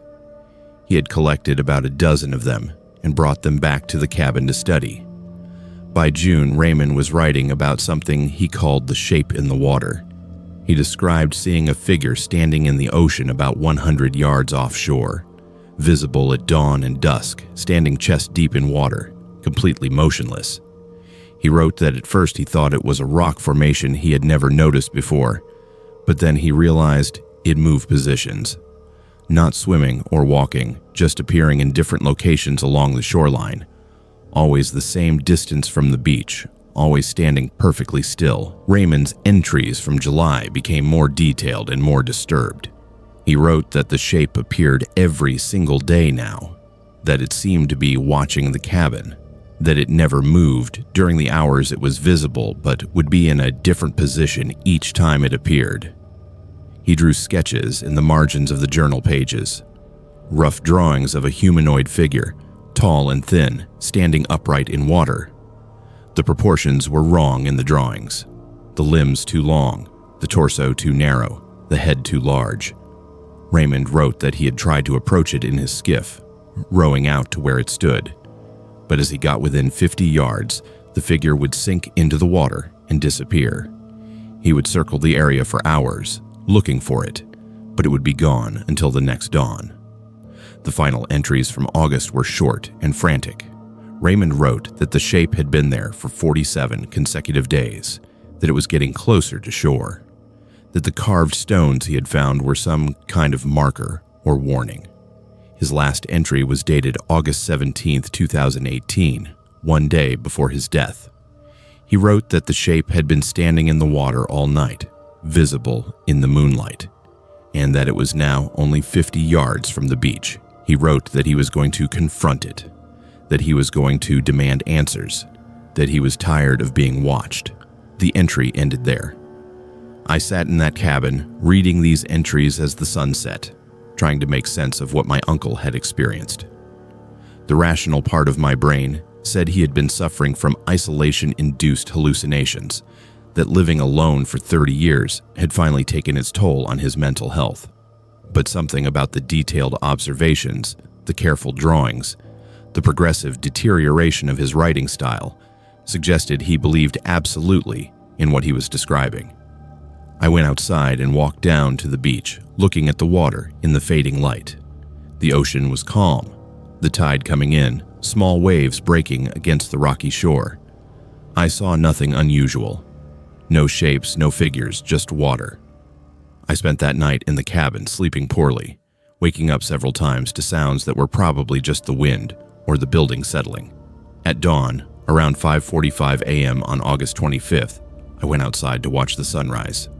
The sky was clear, the air cold, maybe 45 degrees, and the ocean was flat calm. That is when I saw it. About 100 yards offshore, standing in water that should have been at least 15 feet deep, was a figure, a shape. Exactly as Raymond had described. It was humanoid, standing upright, with the water level at approximately chest height. The figure was dark, silhouetted against the lighter sky, and completely motionless. I stood there on the beach staring at it for maybe 5 minutes, trying to understand what I was seeing. My first thought was that it was a rock formation, some kind of sea stack I had not noticed the evening before. But the water depth was wrong. I knew this area. I had fished these waters for 2 decades. There were no rocks that tall in that location. I went back to the cabin and grabbed Raymond's binoculars, focused them on the figure. Through the magnification, I could see more details. The shape was definitely not a rock. It had defined edges, a clear outline, and what appeared to be limbs. Arms hanging at its sides, a head that was too large for the body, and it was watching the cabin. I could not see eyes or facial features from that distance, but the head was oriented directly toward me. I watched it for an hour. It did not move, did not sway with the current, did not bob with the small waves, just stood there, perfectly still, in water that should have made standing impossible. At 7 a.m., I decided to do what Raymond had done. I went to my boat, started the engine, and motored out toward the figure. As I got closer, within maybe 75 yards, I could see it more clearly. It was massive, easily 8 feet tall, with proportions that were completely wrong for any animal I knew. The arms were too long, reaching down below where the knees should be. The head was bulbous and featureless. At 50 yards, I slowed the boat, feeling this overwhelming sense of wrongness, every instinct telling me to turn back. The figure remained motionless. I kept approaching. At 40 yards, I could see the water around it. There were no ripples, no disturbance, like the figure was not actually in the water, but somehow above it. At 30 yards, it moved. Not quickly, just a slow sinking motion like it was descending into the ocean. The head disappeared first, then the shoulders, then nothing. The water, where it had been standing, showed no splash, no waves, no bubbles. It was just gone. I circled the area for the next 2 hours, using my depth finder to check the bottom. The water was 18 feet deep in that location. Nothing showed on the sonar. No large objects, no anomalies, nothing that could explain what I had just seen. I returned to the cabin and started packing immediately. I did not care about the inventory, did not care about Raymond's belongings. I just wanted off that island. But as I was loading my boat, I noticed something on the beach that had not been there the night before. Carved stones, dozens of them, scattered along the high tide line in a pattern that formed a rough circle around where I had pulled my boat onto the beach. The same stones Raymond had written about. Smooth river rocks with symbols etched into them. I photographed them, then kicked them back into the water. I launched my boat and headed back toward Kodiak, looking back at the island as I gained distance. The figure was there again, standing in the water near the beach, in daylight now, at 11 a.m., clearly visible, standing where the carved stones had been, watching me leave. I made it back to Kodiak by 1 p.m. and went straight to the Coast Guard station. Told them what I had seen, showed them the photos of the carved stones, showed them Raymond's journal entries. They listened politely, filed a report, and said they would send a patrol boat to check the area. They found nothing. No figure in the water. No carved stones on the beach. The cabin was searched and determined to be safe. with no evidence of recent disturbance except for my own presence. I listed the island for sale within a week and sold it at a significant loss to a developer who planned to build a fishing lodge. I told the new owners about Raymond's journal entries, about what I had seen, but they dismissed it as local legend or misidentification of natural phenomena. The lodge was never built. The new owners visited the island twice, then abandoned the project. The property has changed hands 3 times since 2018, and no one has stayed there longer than a single night.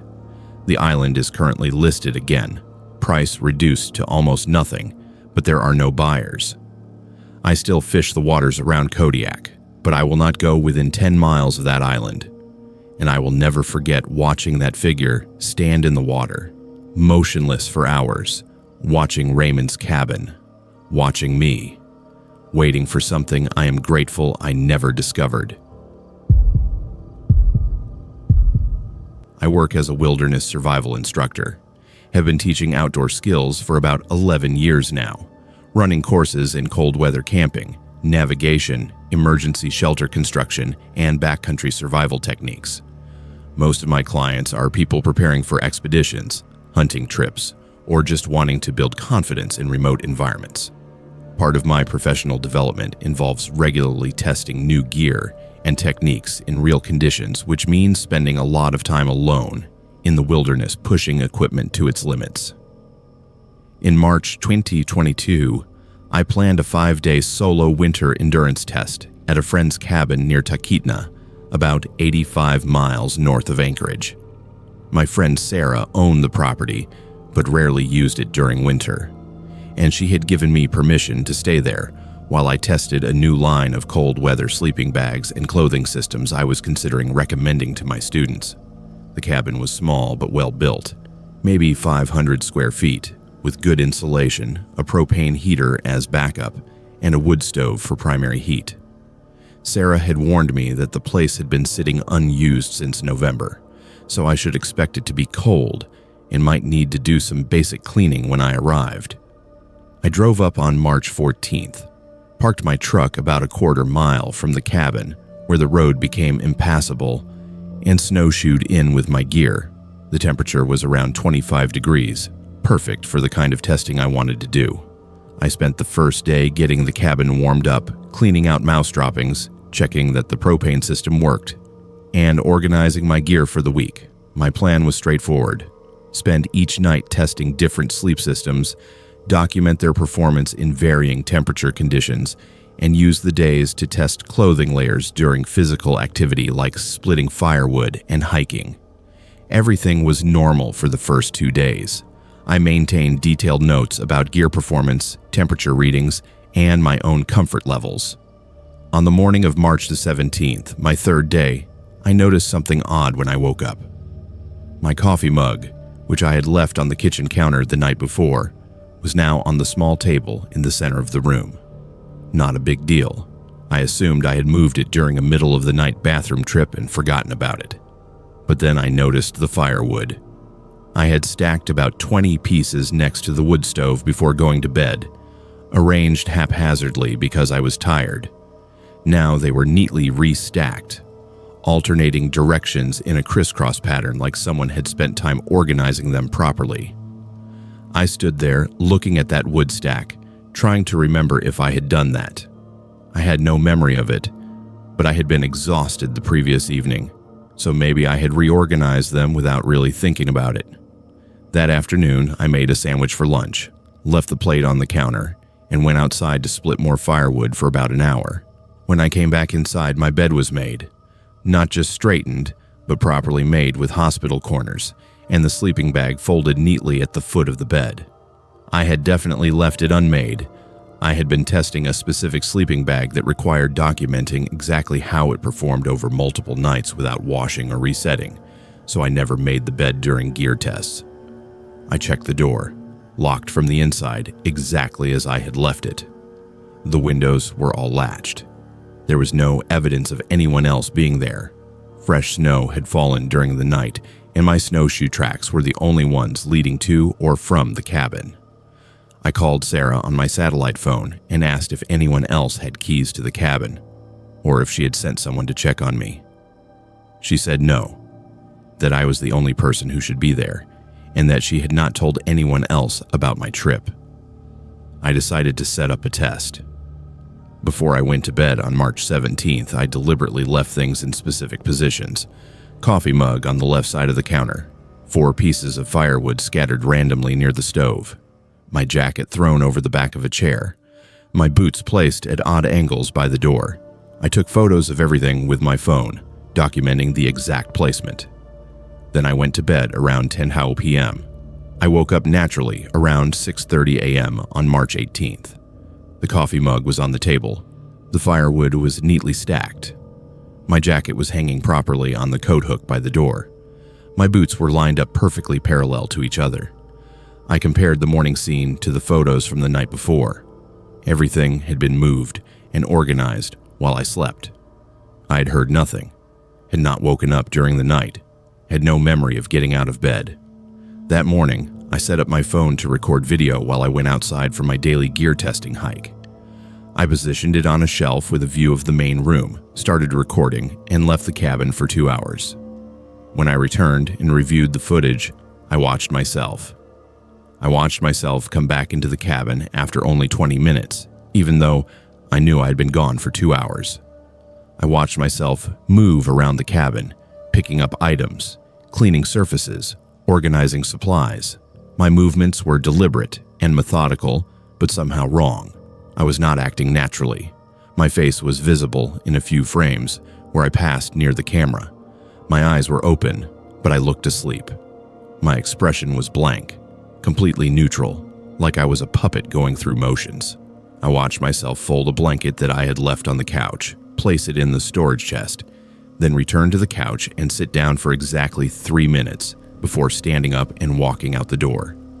The timestamp showed this version of me left the cabin at 9:47 a.m. I knew I had not returned to the cabin until 11:30 a.m. I was terrified. I called Sarah immediately and told her I was experiencing something I could not explain. Told her about the video, about the organized items, about watching myself do things I had no memory of doing. She listened carefully and then asked me a question that made everything worse. She asked if I had been speaking during the video. I had not noticed audio in my panic about seeing myself moving unconsciously. I played the video again with the sound on. I could hear myself talking, speaking in complete sentences in what sounded like Russian. I do not speak Russian. I took 4 years of Spanish in high school and college. I've never studied Russian, never been to Russia, have no Russian heritage or connections. But in that video, I was speaking fluent Russian while organizing the cabin in a trance-like state. I downloaded the video to my laptop and sent it to Sarah via satellite internet. Then I called a friend who spoke Russian, a woman named Katya, who had immigrated from Moscow in the 1990s. I sent her the audio file and asked her to translate what I was saying. Katya called me back 30 minutes later. She said I was describing the cabin's layout, giving detailed directions about the room configuration, the location of the door, the windows, the wood stove. I was saying things like, the bed is against the north wall. She sleeps facing the window. The door is unlocked at night. The wood stove creates a blind spot from the door. I was giving information to someone, describing where I was sleeping, how to access the cabin, what my routines were. Katya said my pronunciation was perfect, my grammar was correct, and I spoke with what she identified as a Moscow accent from the 1940s or 1950s. Not modern Russian, but an older dialect that was common during the Stalin era. I asked Sarah about the cabin's history. She said her grandfather had built it in 1946 after immigrating to Alaska from somewhere in Europe. She did not know much about his background except that he had been part of some kind of work program during World War II and had come to Alaska immediately after the war ended. I started researching the property records that evening, using the satellite internet. The original land claim was filed in 1946 by a man named Dmitry Volkov, Sarah's grandfather. Further research revealed that Dmitry Volkov had been part of a Soviet intelligence network operating in Alaska during the 1940s. The cabin had been used as a safe house for operatives moving between the Soviet Union and North America during the early Cold War period. In 1951, 3 people died in the cabin during what official records described as a territorial dispute between competing intelligence agencies. Their bodies had been found by hunters 2 months after the incident. All 3 had been shot. The case was never solved because of the political complications of investigating Soviet intelligence operations on U.S. soil. The names of the dead were listed in the declassified FBI file I found online. Mikhail Petrov, Anya Sokolova, and Viktor Romanov, all Soviet citizens, all intelligence operatives, all killed in the cabin I was currently occupying. I packed my gear within an hour. I was not staying another night. As I was loading my backpack, I found something I had not packed. A small notebook, old and water-stained, hidden under the mattress of the bed. The pages were filled with Cyrillic writing. I could not read it, but I photographed every page and sent them to Kanya. She called me the next day after I had evacuated the cabin and driven back to Anchorage. The notebook was a surveillance log. It documented people who had stayed at the cabin, their routines, their vulnerabilities, their schedules. The entries were written by Anya Sokolova, dated between 1949 and 1951. The final entry was dated March 15, 1951. Anya wrote that she had been compromised, that her cover was blown, that she was waiting for extraction, but expected violence instead. She wrote instructions for the next operative who would use the cabin, describing how to observe targets, how to gather information, how to remain undetected while living among Americans. Katya said the notebook entries matched exactly what I'd been saying in the video. I had been reciting Anya's surveillance instructions word for word, in her voice, using her accent, while unconsciously organizing the cabin the way she would have organized it 71 years earlier. Sarah sold the cabin 6 months later. She disclosed the history to the buyers, told them about my experience, showed them the declassified documents about the deaths. The new owners demolished the structure and built a modern vacation home on the property. They reported no unusual experiences. I stopped doing solo gear testing. I will not stay alone in remote cabins anymore. And I destroyed the footage of myself speaking Russian in that trance state, because watching it made me feel like I was not alone in my own body. Like something from 1951 was still in that cabin, still gathering intelligence, still preparing for an extraction that would never come.